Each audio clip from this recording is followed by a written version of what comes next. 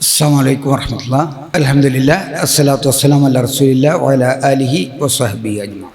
പ്രിയരെ, ഞാൻ തലക്കെട്ട് കൊടുത്തിട്ടുള്ളത് നാസ്തിക നുണക്കോട്ടകൾ എന്നാണ്. നാസ്തിക നുണക്കോട്ടകൾ. നാസ്തികം എന്ന് പറയുമ്പോൾ അറിയാം, പല ചിന്താധാരകളുമുണ്ട്. അതിൽ പ്രധാനപ്പെട്ട രണ്ട് ചിന്താധാരകളാണ്. ഒന്ന് ആസ്തികം, മറ്റൊന്ന് നാസ്തികം. എന്ന് വെച്ചാൽ പദാർത്ഥം മാത്രമേ ഉള്ളൂ എന്ന് പറയുന്ന നാസ്തികവും, പദാർത്ഥത്തിന് പുറത്ത്, പ്രപഞ്ചത്തിന് പുറത്ത് ദൈവം ഉണ്ട് അല്ലെങ്കിൽ പ്രപഞ്ചേതര വസ്തുക്കളുണ്ട് എന്ന് പറയുന്ന രണ്ട് ചിന്താധാരകൾ. അപ്പോൾ നമ്മളിവിടെ ചർച്ചയ്ക്ക് എടുക്കുന്ന നാസ്തികരുടെ കാര്യങ്ങൾ മാത്രമാണ്, നാസ്തിക നുണക്കോട്ടകൾ. അപ്പോൾ ഞാനിവിടെ പരിപാടി അവതരിപ്പിക്കില്ല. ഞാനിതൊരു ഡയറക്ഷനാണ് നടത്തുന്നത്, ഒരു നിയന്ത്രണം. ഇവിടെ പരിപാടി അവതരിപ്പിക്കുന്ന മുഴുവനും നാസ്തികരാണ്. അതിനിവിടെ എ ജബ്ബാറുണ്ട്, അബ്ദുൽ അലി കാപ്പാടുണ്ട്, സനൽ എടബർഗ് ഉണ്ട്, എല്ലാവരും ഉണ്ട്. അവരുടെ സഹായത്തോടുകൂടി ഇതൊന്ന് ഡയറക്റ്റ് ചെയ്ത് കൊണ്ടുപോവുക, അതുപോലെ നിങ്ങളൊക്കെ കൂടെ ഉണ്ടാവണം എന്ന് അഭ്യർത്ഥിച്ചുകൊണ്ട് ഞാൻ പരിപാടിയിലേക്ക് പോകും. ഇപ്പോൾ നമ്മളിവിടെ സ്റ്റേജിൽ കാണുന്നത് മലപ്പുറത്തെ ഏറ്റവും പ്രധാന നാസ്തികനായ എ ജബ്ബാർ ഈ അടുത്ത് മരിച്ചുപോയ ആനക്കയം സെയ്ദ് മുഹമ്മദിനെ കുറിച്ച് വളരെ നിന്ദ്യമായ ഭാഷയിൽ പറഞ്ഞ ഒരു യൂട്യൂബ് വീഡിയോയുടെ മുഖമാണ്. എന്തുകൊണ്ടാണ് അദ്ദേഹത്തിൻ്റെ സുഹൃത്താണെന്നൊക്കെ അവകാശപ്പെടുന്ന ഈ മനുഷ്യനെ കുറിച്ച് ഇത്രയും നിന്ദകരമായ രീതിയിൽ പറഞ്ഞതെന്നൊന്നും എനിക്കറിയില്ല. ആനക്കയം ഒരു വർഷമായി ബോധമില്ലാതെ പകുതി മരിച്ച് പകുതി ജീവക്ഷവമായി ജീവിക്കുകയായിരുന്നു, അല്ലെങ്കിൽ മരണം എന്ന് പറയുന്ന ഒരു പ്രോസസ്സാണ്, ഇങ്ങനെയൊക്കെ പറഞ്ഞ് അത്തരമൊരു വീഡിയോ ആണ് ഇയാൾ ചെയ്തത്. ഇനി ഈ പരിപാടി ആരംഭിക്കുകയാണ്. ഈ പരിപാടി ആരംഭിക്കുമ്പോൾ നമുക്ക് ഇതിൻ്റെ ഉദ്ഘാടനം, ഉപദേശ നിർദ്ദേശങ്ങൾ, ആമുഖ ഭാഷണം ഇതൊന്നും ഞാനല്ല നടത്തുന്നത്. ഞാൻ പറഞ്ഞല്ലോ, നാസ്തികരെ പരിപാടി നടത്തുക, ഞാനത് നിയന്ത്രിക്കുക എന്ന് മാത്രമാണ്. അപ്പോൾ ഇവിടെ അതിന് ആമുഖ ഭാഷണം നടത്തുന്നതും ഉദ്ഘാടനം നടത്തുന്നതും എ ജബ്ബാറാണ്. അദ്ദേഹത്തെ ക്ഷണിക്കുകയാണ്. നമുക്ക് കാണാം. നമ്മൾ ഉന്നയിക്കുന്ന വിമർശനങ്ങൾ, നമ്മൾ ഉന്നയിച്ചു പോരുന്ന എല്ലാ വിമർശനങ്ങൾക്കും വളരെ കൃത്യമായ രേഖകളും പ്രമാണങ്ങളും ഉദ്ധരിച്ചുകൊണ്ട്, തെളിവുകൾ ഉദ്ധരിച്ചുകൊണ്ടാണ് നമ്മൾ വിമർശിച്ചു പോന്നിട്ടുള്ളത്. ഇദ്ദേഹം മതവിമർശനം നടത്തുന്നതിൽ വളരെ പ്രധാനപ്പെട്ട, ഇസ്ലാം വിമർശനം നടത്തുന്നതിൽ വളരെ പ്രധാനപ്പെട്ട, വളരെ ശക്തനായ വ്യക്തിയാണ്. അദ്ദേഹം പറയുന്നത്, അദ്ദേഹം വിമർശിക്കുന്ന കാര്യങ്ങളിൽ എല്ലാ കാര്യങ്ങൾക്കും രേഖയുണ്ട് എന്നാണ്. ഈ കൈരേഖയാണോ അതോ നേർരേഖയാണോ വക്രരേഖയാണോ എന്നൊന്നും എനിക്കറിയില്ല. ഏതായാലും രേഖയുണ്ട് എന്നാണ് പറയുന്നത്. നമുക്കത് പരിശോധിക്കാം. നമ്മളിവിടെ പറയുന്ന, അദ്ദേഹം നിർദ്ദേശിച്ച പോലെ പറയുന്ന കാര്യങ്ങൾക്കെല്ലാം രേഖ വെച്ചാണ് ഞാൻ സംസാരിക്കാൻ പോകുന്നത്. ഇനി അടുത്ത് അദ്ദേഹം എന്താ പറയുന്നത് ഒന്നുകൂടി കേൾക്കാം.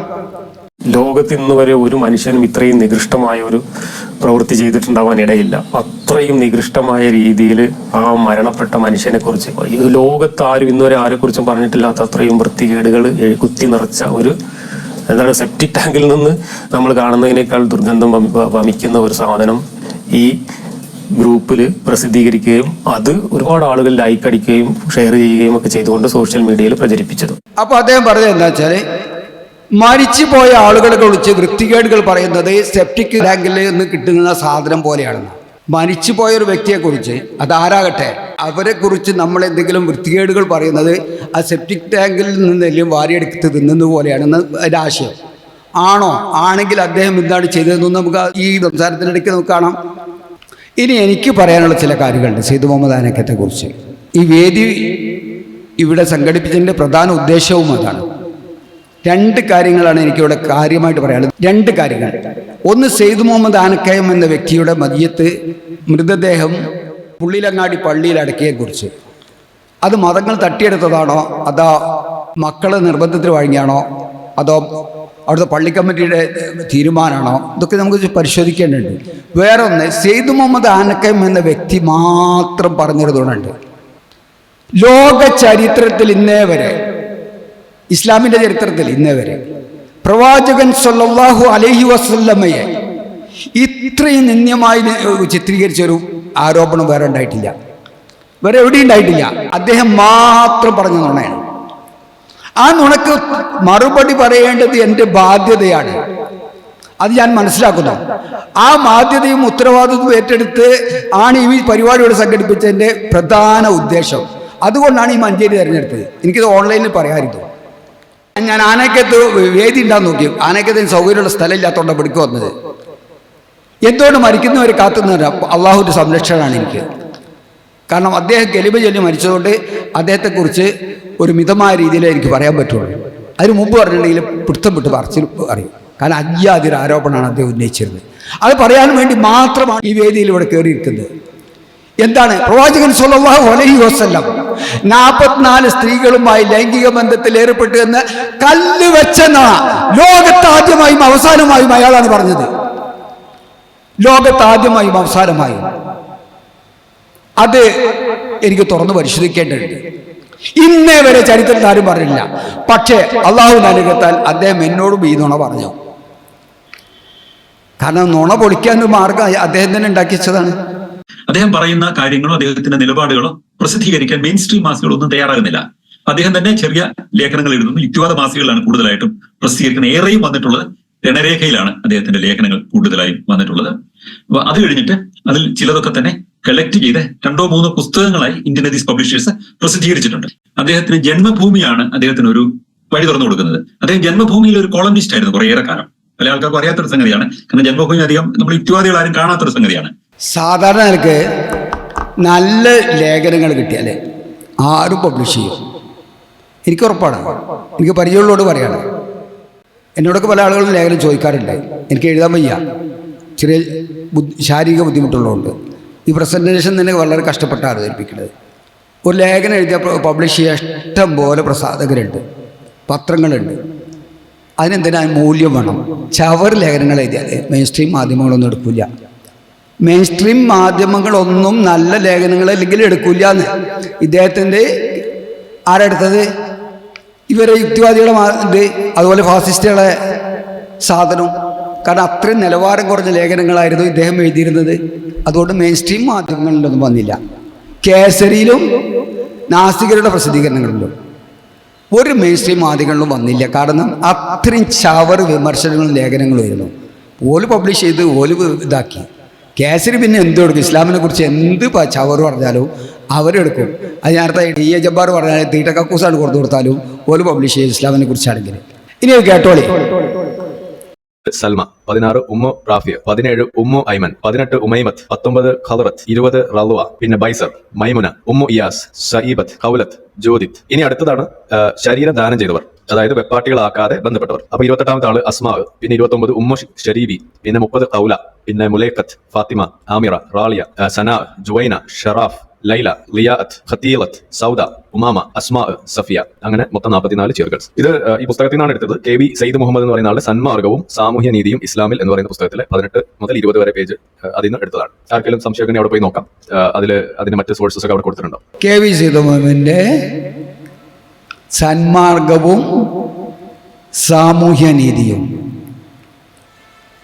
KV സയ്യിദ് മുഹമ്മദിന്റെ സന്മാർഗവും സാമൂഹ്യ നീതിയും 18-19 പേജുകളിൽ ഈ പുസ്തകം ഉണ്ട് കേട്ടോ. ഇതിപ്പോൾ ഞാൻ അദ്ദേഹത്തോട് ചോദിച്ച് കിട്ടൂല എന്നൊക്കെ പറഞ്ഞത്, പക്ഷെ എനിക്ക് സംഘടിപ്പിക്കാൻ പറ്റി. ഇത് പറയട്ടെ. കേരളത്തിൽ ഏറ്റവും നിരന്തരമായി ഇസ്ലാം മതത്തെ വിമർശിച്ചുകൊണ്ട് എഴുതുന്ന ആരാണ് എന്ന് ചോദിച്ചു കഴിഞ്ഞാൽ പല പേരുകൾ നമുക്ക് പറയാറുണ്ട്. ഇല്ലേ, പിന്നെ ഇപ്പോഴും നമുക്ക് വളരെ യങ്സ്റ്റേഴ്സ് ആയിട്ടുള്ള 2-3 പേരുകൾ വളരെ ശക്തമായി രംഗത്ത് വന്നിട്ടുണ്ട്. ഇപ്പം ആരിഫ് ഹുസൈൻ വളരെ ആക്റ്റീവായിട്ട് വിമർശിക്കുന്നുണ്ട്. ഇനി അതുപോലെ തന്നെ നമുക്ക് ലിയാഖത്ത് അലി വളരെ ആക്റ്റീവായിട്ട് ഇസ്ലാം മതത്തെ വിമർശിച്ചുകൊണ്ട് ഇവർക്കൊക്കെ മറുപടി പറഞ്ഞുകൊണ്ട് വന്നിട്ടുണ്ട്. ഇതൊക്കെ പുതിയ ജനറേഷൻ ആൾക്കാരാണ്. ഈ ആരിഫ് ഹുസൈൻ സർവത്തിന് എന്തൊക്കെ കൊടുത്തിട്ടതാണ് ഇത്രയും ബഹുമാനിച്ച് ഇടമറുക് കൊണ്ടിടുന്നതുകൊണ്ടാണ്, സനൽ ഇടമറുക് ഇത്രയും ബഹുമാനിച്ച് കൊണ്ടിടുന്നതുകൊണ്ട് ഈ ആരിഫ് ഹുസൈനെ ഞാൻ ഇവിടെ കൊടുത്തിട്ടത്. അല്ലെങ്കിൽ എനിക്കതിന് പറയേണ്ട ആവശ്യമില്ല. ഈ ചവർ പറയുന്നവരാണ് ഇപ്പോഴത്തെ നാസ്തിക പ്രാസംഗികന്മാരും എഴുത്തുകാരും ഒക്കെ. ഇത്രയും സെപ്റ്റിക് ടാങ്കിൽ നിന്ന് വാരി തിന്നുന്ന ആളുകൾ. ഇതാണ് ഇടമറുകിൻ്റെ ഏറ്റവും വലിയ ഇസ്ലാം വിമർശകൻ. അയാൾക്ക് എന്തെങ്കിലും തെളിവുണ്ടോ? ഇല്ല. ഞാൻ അയാളോട് ചോദിച്ചതാണ്. KV സയ്യിദ് മുഹമ്മദ് ഒരു മുസ്ലിം പണ്ഡിതനാണെന്നൊക്കെ പറയുന്നത്. അതുപോലെ ഒരു വർഷങ്ങളോളം സൈക്കാട്രി ട്രീറ്റ്മെൻറ്റ് ചെയ്തൊരു പെണ്ണുണ്ട്. പെണ്ണിൻ്റെ പേരൊന്നും പറയില്ല. സൈക്കാട്രി ഒരു മാനസിക രോഗി ആയതുകൊണ്ട് ആ നിലയ്ക്ക് തന്നെ പരിഗണിക്കുകയാണ്. പെണ്ണിൻ്റെ പേരും ആ വീഡിയോ ഒന്നും ഇവിടെ ഇടില്ല. അവളും ഇത് കുറേ കാലം പറഞ്ഞുകൊണ്ടിടാണ്. ഇവിടെ തിരുവനന്തപുരത്തെ ഡോക്ടർ ചികിത്സയിൽ നടന്നതിൻ്റെ എല്ലാ രേഖയുണ്ട്. ചികിത്സിച്ചതിന് ഒരു മാനസിക രോഗിയെക്കുറിച്ച് ഞാനൊന്നും പറയുന്നില്ല. അത്ര നിലവാരം കുറഞ്ഞ ആളുകളെ ഇങ്ങനെ പൊക്കി പറയുന്ന ഇതായതുകൊണ്ടാണ് ഞാൻ അവിടെ കൊടുക്കുന്നത്. ഈ സയ്യിദ് മുഹമ്മദിൻ്റെ സാധനമാണിത്. അദ്ദേഹം മരിച്ചതിന് ശേഷം വന്ന പോസ്റ്റാണ്. ഇപ്പോഴും നിരന്തരം ഷെയർ ചെയ്യപ്പെടുന്നതുകൊണ്ടാണ് ഇതിങ്ങനെ പറയേണ്ടി വരുന്നത്. ഇത് അന്ന് പറഞ്ഞു പോയ ഏതോ 84-ലോ 85-ലോ ഇത് പറഞ്ഞു പോയതല്ല. ഇന്നും ഇത് ഷെയർ ചെയ്തുകൊണ്ടിരിക്കുകയാണ്. ഇത് പറയേണ്ട ബാധ്യത ഉണ്ട്. ഇതിപ്പോൾ ഏപ്രിൽ 8-ാം തീയതി വന്നതാണ്. ഈ ഏപ്രിൽ ഒരു മാസം 4 ദിവസമായിട്ടുള്ളൂ. ഇപ്പോഴും ഷെയർ ചെയ്യപ്പെടുകയാണ്. ഇത് 1-2 വേദിയിലല്ല. അപ്പോൾ അത് പറയേണ്ട ബാധ്യത ഉള്ളതുകൊണ്ട് പറയുകയാണ്. എന്താണ് ഇതിൻ്റെ തെളിവ്? എന്നിട്ട് ഇത് ലൈക്ക് ചെയ്തിട്ട് നമ്മൾ നേരത്തെ കണ്ട അബ്ദുൽ അലിയാണ്. ആ ചവറുകളല്ല. ഒരു സംഘടനയുടെ സംസ്ഥാന പ്രസിഡന്റ് ആണ് അബ്ദുൽ അലി, നാസ്തിക സംഘടനയുടെ. അയാളാണ് ലൈക്ക് ചെയ്തിട്ടുള്ളത് ഈ ചവറ്. അതുകൊണ്ടാണ് ഇത് പറയുന്നത്.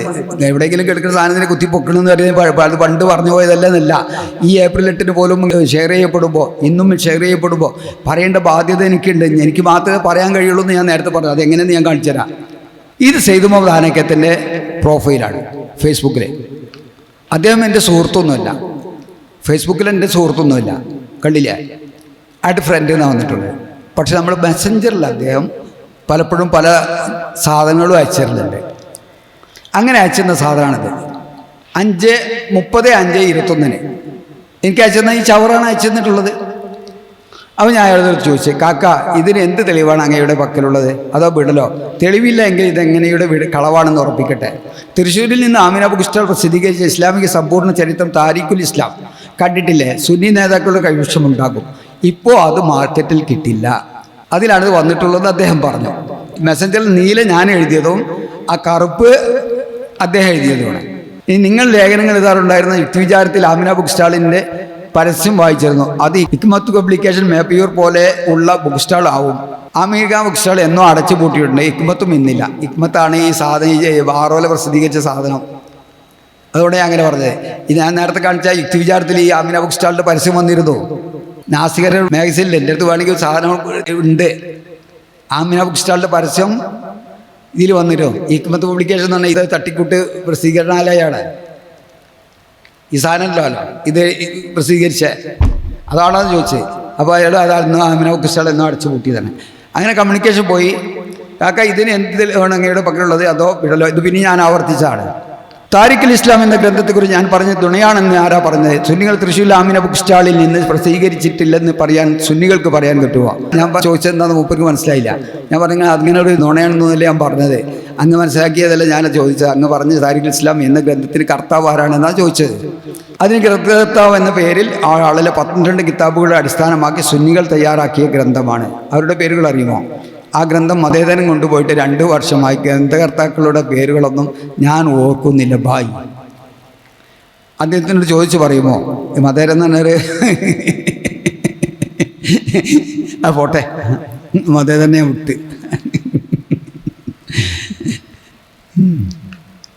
ഞാൻ വിളിച്ചു നോക്കാം, ശ്രമിക്കുക. പുസ്തകം ഈ സമയത്ത് എത്തിക്കുക ബുദ്ധിമുട്ടായിരിക്കും. കാരണം അത് ആ കോവിഡിൻ്റെ സമയത്തുണ്ടോ.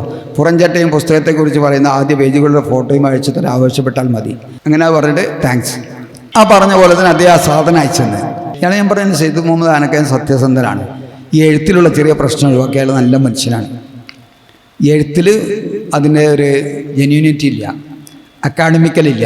എന്തും എഴുതും. അതൊക്കെ പറയാൻ പോയാൽ കുറേ ഉണ്ട്, അതൊക്കെ പോണില്ല. പലതും വഷളത്തരങ്ങളൊക്കെ എഴുതിയ അദ്ദേഹത്തിൻ്റെ കുടുംബത്തെക്കുറിച്ചും ഭാര്യയെക്കുറിച്ചൊക്കെ എഴുതിയ സാധനങ്ങളുണ്ട്. അതൊന്നും ഇപ്പം നമ്മൾ പറയാനും മെനക്കെടണ്ട. അത്രയും ശ്രദ്ധിക്കാതെ എഴുതുന്ന ഒരു മനുഷ്യനാണ്, സാധുവാണ്. അതുകൊണ്ടാണ് എഴുതുന്നത്. നേരത്തെ ആരോ പറഞ്ഞ മാതിരി അദ്ദേഹത്തിന് വെളില്ല, യാഥാർത്ഥ്യമുള്ളൂ. മുഹമ്മദിന് 44 ലിംഗങ്ങളെ കുറിച്ച് വിവരണം താരിഖുൽ ഇസ്ലാം എന്ന ഗ്രന്ഥത്തിലെ ഏതെല്ലാം പേജുകളിലാണ്? അപ്പോൾ 534. ഈ പേജ് 534 ഫോട്ടോ അയച്ചു തരുമ്പോൾ കുഞ്ഞാക്ക 534 പേജിൻ്റെ ഫോട്ടോ കൂടി അയച്ചു തരുമ്പോൾ അതിലാ പറഞ്ഞതെന്ന് പറഞ്ഞുകൊണ്ട് പറയുന്നത്. അങ്ങനെ ഫോട്ടോ എനിക്ക് വാട്സപ്പിൽ അയച്ചു തന്നെ. മതേതരം വാട്സപ്പിൽ അയച്ചു തരുന്നതുകൊണ്ട് അതെനിക്ക് വാട്സപ്പിൽ അയച്ചു തന്നെ. വാട്സപ്പിൽ അയച്ചുകൊണ്ട് ഇപ്പോൾ ഇതിൽ കാണിക്കാൻ വയ്യ. കാരണം വാട്സാപ്പും ഫോണൊക്കെ അതിൻ്റെ ഇതായിപ്പോയി. ആ ചാറ്റ് ഇപ്പം കിട്ടൂലില്ല. ആ ഫോണേനെ ഒഴിവാക്കി പുതിയ ഫോണൊക്കെ ഉള്ളത്. അപ്പോൾ അത് ഇവിടെ ഇല്ല. വേറെ മുഹമ്മദിലേക്ക് പങ്കാളികളെ കുറിച്ച് പറഞ്ഞിട്ടുണ്ടോ? ഇതല്ല ആ പുസ്തകം. ആ പുസ്തകം ഞാൻ തപ്പിപ്പിടിച്ച് ഇതാണ് ആ പുസ്തകം, ആ ഫോട്ടോ കാണുന്നത്. അങ്ങനെ എഴുതിയ സന്മാർഗം സാമൂഹ്യനീതിയും എന്ന പുസ്തകം കയ്യിലുണ്ടോ? അപ്പോൾ പ്രതികരണമില്ല. അങ്ങനെ കുഞ്ഞാക്കാന്ന് വിളിച്ചുകൊണ്ടുവന്ന് അത് ഔട്ട് ഓഫ് സ്റ്റോക്കാണ്. ഏത്? ഇത് ഔട്ട് ഓഫ് സ്റ്റോക്കാണെന്ന് പറഞ്ഞത്. ഔട്ട് ഓഫ് സ്റ്റോക്ക് തന്നെയാണ്. മുപ്പരെടുത്തില്ല, എൻ്റെ അടുത്തുണ്ട്. അടുത്ത് ഓതറെടുത്തില്ല, പക്ഷേ എൻ്റെ അടുത്തുണ്ട്. അങ്ങനെ നമുക്ക് സംസാരിക്കണം അക്കാഡമിക്കിലേ സംസാരിക്കാൻ പറ്റുള്ളൂ. നേരത്തെ ജബ്ബാർ പറഞ്ഞ രേഖാമൂലേ വർത്തമാനം പറയാൻ പറ്റുള്ളൂ. ഇത് നേർരേഖ, വക്രരേഖ അല്ല, ഈ കൈരേഖയല്ല. ഞാൻ രേഖാമൂല സംസാരിക്കരുതാ. ആ പുസ്തകത്തിൻ്റെ കയ്യിലുണ്ട്. ഔട്ട് ഓഫ് സ്റ്റോക്കാണ്. അങ്ങനെ അയച്ച ഫോട്ടോ കിട്ടി. നന്ദി. 69, 70, 532 എന്നീ പേജുകൾ. വേറെ ഏതെങ്കിലും മുഹമ്മദിൻ്റെ ലിംഗങ്ങളെ കുറിച്ച് പറഞ്ഞിട്ടുണ്ടോ?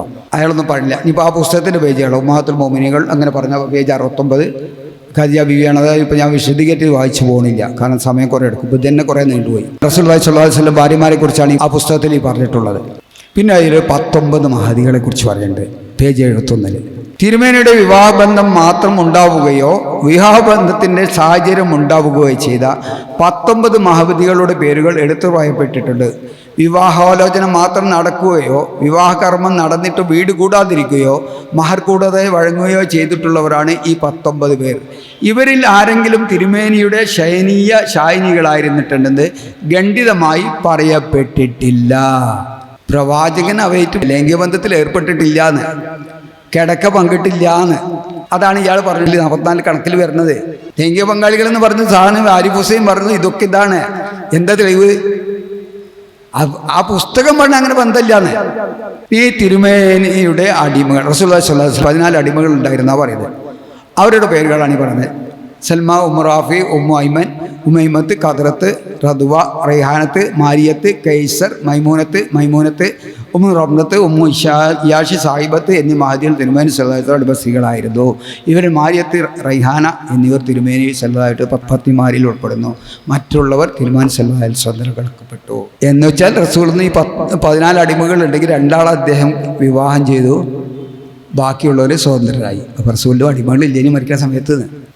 റസൂലുള്ളാഹി സ്വല്ലല്ലാഹു അലൈഹി വസല്ലം, നമ്മുടെ ജീവൻ്റെ ജീവനായ റസൂലുള്ളാഹി സ്വല്ലല്ലാഹു അലൈഹി വസല്ലം, ആ റസൂലിനെ കുറിച്ചാണ് ഈ നുണകളൊക്കെ പറഞ്ഞത്. അദ്ദേഹത്തിന് അടിമ സ്ത്രീകൾ ഉണ്ടായിരുന്നു, അവരായിട്ട് സെക്സിലി ബന്ധപ്പെട്ടിട്ടില്ല, അവരൊക്കെ സ്വതന്ത്രകളായി പോയി. പല സ്ത്രീകളും അദ്ദേഹം വിവാഹം കഴിക്കാൻ ആഗ്രഹിച്ചു. അങ്ങനെ ആഗ്രഹിച്ചൊരു മഹദിയാണ് നമ്മുടെ ഉമ്മ സഫിയ. അവിടെ വിവാദമാണല്ലോ. നേരത്തെ തന്നെ ആഗ്രഹിച്ചിരുന്ന വ്യക്തിയാണ് ആര്? ഉമ്മ. ബാക്കിയുള്ളവർ ആഗ്രഹിച്ചു. ഒരാളെ ആഗ്രഹിച്ചെന്ന് വെച്ചാൽ അത് ലൈംഗികബന്ധത്തിൽ ഏർപ്പെടലല്ലോ. ഇതെന്താ വെച്ചാൽ ഈ പുസ്തകത്തിൽ 42 പേര് കണ്ട്. ഈ 42 പേര് കണ്ടപ്പോൾ മൂപ്പര് ഇതൊക്കെ ലൈംഗിക പങ്കാളിയാണ് കണക്കൂട്ടി. എന്നുവെച്ചാൽ സൂക്ഷ്മമായി പരിശോധിക്കുന്നില്ല. നേരത്തെ പറഞ്ഞല്ലോ ഇടമർക്ക് ലേഖനങ്ങളൊന്നും മെയിൻ സ്ട്രീം മാധ്യമങ്ങൾ എടുത്തില്ല, കാരണം ഈ ജാതി ആരെങ്കിലും ചവറുകൾ ആരെങ്കിലും എടുക്കുമോ? അങ്ങനെ കണ്ട് അതാണ് എഴുതി, അതാണ് പബ്ലിഷ് ചെയ്താലേ IAP ഇന്ത്യൻ എത്തിസ്റ്റ് പബ്ലിക്കേഷൻ. ആരാണത്? നമ്മുടെ മൂത്ത ഇടമർക്ക് ഉണ്ടല്ലോ, ജോസഫ് ഇടമർക്ക്, അയാളത് അങ്ങോട്ട് പബ്ലിഷ് ചെയ്യണേ. മേപ്പട്ടും കീപ്പട്ടും അതിൻ്റെ അക്കാഡമിക്കൽ ഇതൊന്നും നോക്കണില്ല. ഇതിലൊരു അക്കാഡമിക്കൽ നോട്ട് പോലും ഇതിലില്ല. ഈ പുസ്തകത്തിൻ്റെ കയ്യിലുണ്ടല്ലോ, ഇതിലൊരു അക്കാഡമിക്കൽ നോട്ട് പോലും ഇതിലില്ല. ഒരൊറ്റ ഒന്ന് പോലും. ഇവിടെയുള്ള എല്ലാ നാസ്തികരെയും വെല്ലുവിളിക്കുകയാണ്. എല്ലാ നാസ്തികരെയും വെല്ലുവിളിക്കുകയാണ്. ഈ പറഞ്ഞതിന് എന്തെങ്കിലും ഒരു തെളിവ് നിങ്ങൾക്ക് കൊടുത്തു തരാൻ കഴിയുമോ? എന്നെങ്കിലും ചരിത്രത്തിൽ എന്തെങ്കിലും റസൂലുള്ളാഹി സ്വല്ലല്ലാഹു അലൈഹി വസല്ലം 44 സ്ത്രീകളുമായി ലൈംഗിക ബന്ധത്തിൽ ഏർപ്പെട്ടു എന്ന് നിങ്ങൾക്ക് തെളിയിക്കാൻ പറ്റുമോ? വെല്ലുവിളിയാണ്. ധൈര്യമുണ്ടെങ്കിൽ ഏറ്റെടുക്കാം. നിങ്ങൾക്ക് ഏറ്റെടുക്കാം. കഴിയില്ല, ഉറപ്പോട് പറയുന്നത്. പച്ച നുണ. അപ്പോഴാണ് നമ്മൾ ജബ്ബാർ പറഞ്ഞ പറയണ്ടേ, മരിച്ചുപോയ വ്യക്തികളെ കുറിച്ച് തോന്നിയാസം പറയുന്നത് കക്കൂസ് കുഴി വാരി തിന്നതിന് തുല്യാണെന്ന്. അതാണ് നിങ്ങൾ ചെയ്തുകൊണ്ടിരിക്കുന്നത്. പ്രവാചകൻ സ്വല്ലല്ലാഹു അലൈഹി വസല്ലമയെ കുറിച്ച് പറയാതിരിക്കാൻ പറ്റില്ല. ഇതെന്റെ ബാധ്യതയാണ്. ഇയാൾ പറഞ്ഞതാണല്ലോ, ഞങ്ങൾ നേരിട്ട് സംസാരിച്ചതാണല്ലോ. ഇതാ കണ്ടോളൂ. സന്മാർഗവും സാമൂഹ്യ നീതിയും ഇസ്ലാമിനും എന്നുള്ള പുസ്തകം ഇപ്പോൾ അവൈലബിൾ ആണ്. പക്ഷെ അതിന്റെ PDF സാർ എനിക്ക് അയച്ചിട്ടുണ്ട്. സാർ എനിക്ക് വ്യക്തിപരമായി അയച്ചിട്ടുണ്ട്. അതുകൊണ്ടാണ് ഞാനിവിടെ ഇതിന് വേണ്ടി വന്നത്. സാറെ അയച്ചെന്ന് പറഞ്ഞു. അപ്പോൾ അതിൽ പറയുന്നത് 44 ലൈംഗിക പങ്കാളികളുണ്ട് എന്നാണ് പറയുന്നത്. പക്ഷേ അതിന് പേര് കൊടുത്തിരുന്നത് എണ്ണുണ്ടല്ലോ. അതിൽ പാട്ടികളും അടിമ സ്ത്രീകളും ബന്ധപ്പെട്ട സ്ത്രീകളെ കണക്ക് അതിൽ കൊടുത്തു. അത് താരിഖുൽ ഇസ്ലാമിൽ വന്നതാണ്. താരിഖുൽ ഇസ്ലാമിൽ വന്നതാണ്. സാധനം താരിഖുൽ ഇസ്ലാം PDF ഉണ്ട്.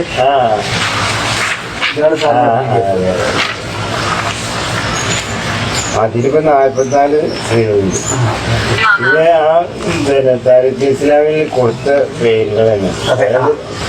ആ പുസ്തകത്തിന്റെ കോപ്പി സാർ ഇത് പറഞ്ഞ കോപ്പികൾ എനിക്ക് സാർ അയച്ചിരുന്നു. തിരുമേനിയുടെ മുഹമ്മദ് ഭാര്യമാരെ കുറിച്ച് നമുക്ക് പറഞ്ഞു നോക്കാം. ഉമ്മാത്തുന്നു അതാണ് ഭാര്യമാർ ഇസ്രായേൽ ഗോത്രക്കാരിയായിരുന്നു. അങ്ങനെ ഇത്രയും ഭാര്യമാർ ആളുകളാണുള്ളത്. ഈ പുസ്തകത്തിൽ പറയുന്ന ബാക്കി കാര്യങ്ങൾ നമുക്ക് നോക്കാം. തിരുമേനിയുടെ അടിമസ്ഥിതി ഈ 19 മഹതികൾ ക്ഷേത്രം ആചരിച്ചിട്ടുണ്ട്. അപ്പോൾ ഈ 19 മഹതികൾ വിവാഹാലോചന മാത്രം നടത്തുകയോ വിവാഹകർമ്മം നടന്നിട്ടും വീട് കൂടാതിരിക്കുകയോ മഹർ കൂടാതെ വഴങ്ങുകയോ ചെയ്തിട്ടുള്ളവരാണ് ഈ 19 പേർ. ഇവരിൽ ആരെങ്കിലും, ഇനിയുള്ളതാണ് നമ്മൾ ശ്രദ്ധിക്കേണ്ടത്, ഇവരിൽ ആരെങ്കിലും തിരുമേനിയുടെ ശയനീയ ശായിനികളായിരുന്നിട്ടുണ്ട് ഖണ്ഡിതമായി പറയപ്പെട്ടിട്ടില്ല. എന്നുവെച്ചാൽ പ്രവാചകനുമായിട്ട് ഈ 19 സ്ത്രീകളും ആയിട്ടും പ്രവാചകൻ ശാരീരിക ബന്ധത്തിൽ ഏർപ്പെട്ടിട്ടില്ല ഇത് പറയുന്നു. ഇനി ഇവരാർക്കെന്ന് പറയുന്നത് ഇതാണ് ആ 19 പേരുടെ പട്ടിക. ഇവരിൽ റൈഹാന, സഫിയ എന്നിവർ തിരുമേനിയുടെ ശൈലീശൈലികളായ ഭാര്യമാരിൽ പെട്ടവരാകുന്നു. സാറ് പറഞ്ഞ 44 ആളുകളായിട്ട് മുഹമ്മദ് നബി ലൈംഗിക ബന്ധത്തിൽ ഏർപ്പെട്ടു എന്നാണ്. അതിനുവേണ്ടി നമുക്ക് സാറ് പറയുന്നതിൽ ഡോക്യുമെന്റ് കിട്ടിയിട്ടില്ല. ആ പുസ്തകത്തിലില്ല. അല്ല ഈ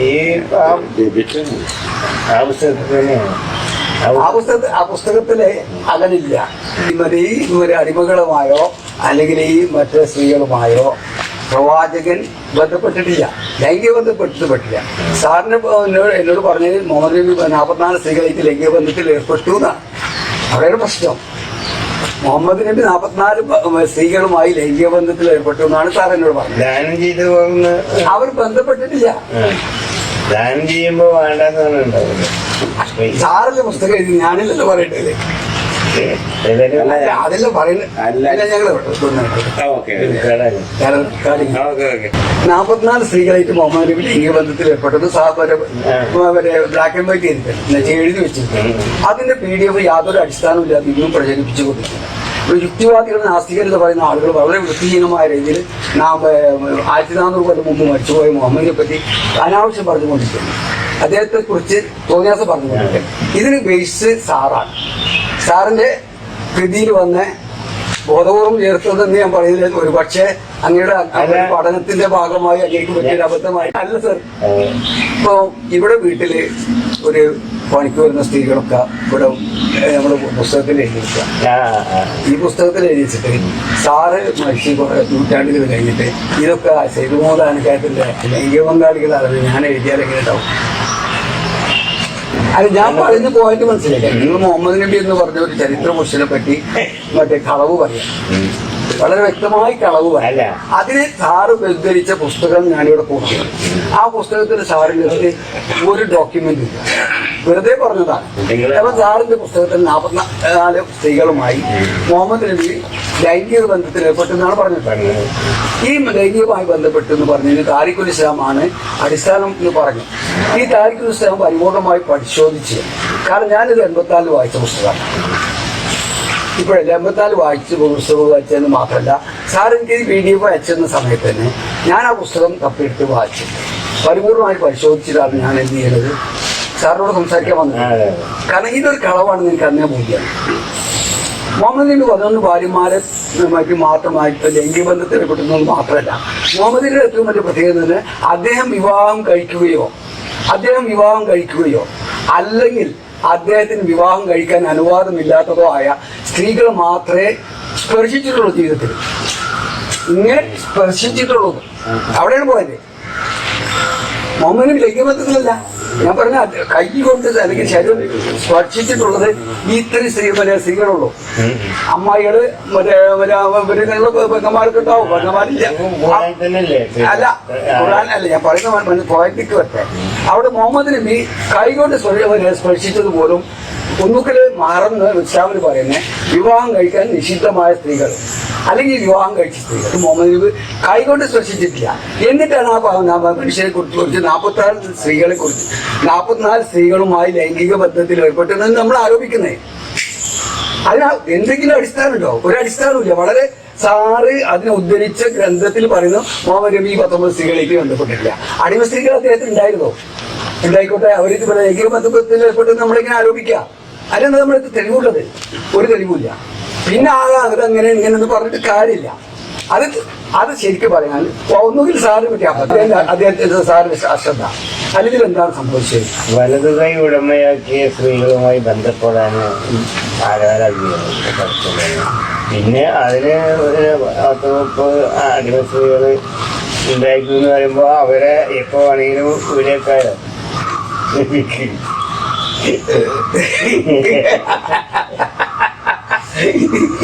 എന്തൊക്കെ സാറേ പറയുന്നത്? എന്ത് വാക്ക് ഉപയോഗിച്ചത്?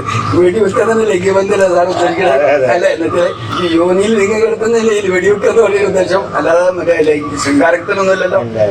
അപ്പോ സാധ്യത ഇത് ഡോക്യുമെന്റ് വായിക്കാം, ഇതില് അത് പറഞ്ഞ് കളവാണെന്ന് വളരെ വ്യക്തമായിട്ട് സാറ് പറഞ്ഞു. പിന്നെ വന്നത് അച്ഛൻ്റെ എഴുതിയിട്ടാണ്. അത് ആ പേജ് 18 മുതൽ 20 കൊണ്ടങ്ങളെത്തി. അതില് ഇതെങ്ങനെ 18 പേരില്ല നമ്മുടെ സാറിന്റെ പുസ്തകത്തില് അല്ലെ? അതാണ് ശരി. ഈ പിന്നെ സാമൂഹ്യ ഇസ്ലാമിൽ പേജ് ആ പേജാണ് പറഞ്ഞിട്ട് സാറ് എനിക്ക് അയച്ചതാണ്. അത് ശരി.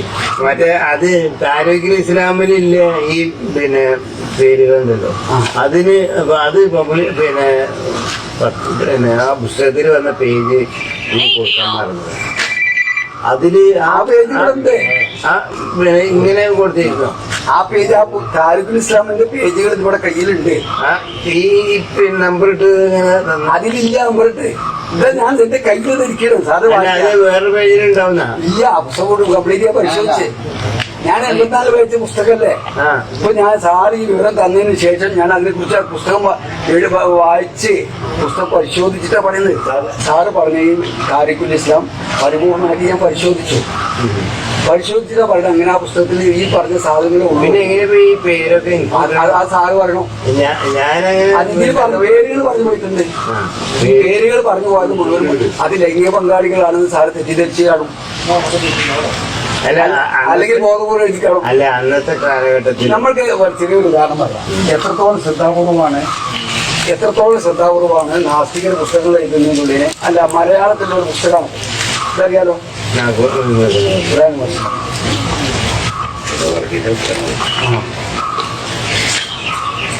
ഇത് ഞാൻ 84-85 എനിക്ക് ആദ്യമായിട്ട് ഈ പുസ്തകം തന്നത്. 84-85 ഞാനിങ്ങനെ നോക്കി നോക്കിയിട്ട്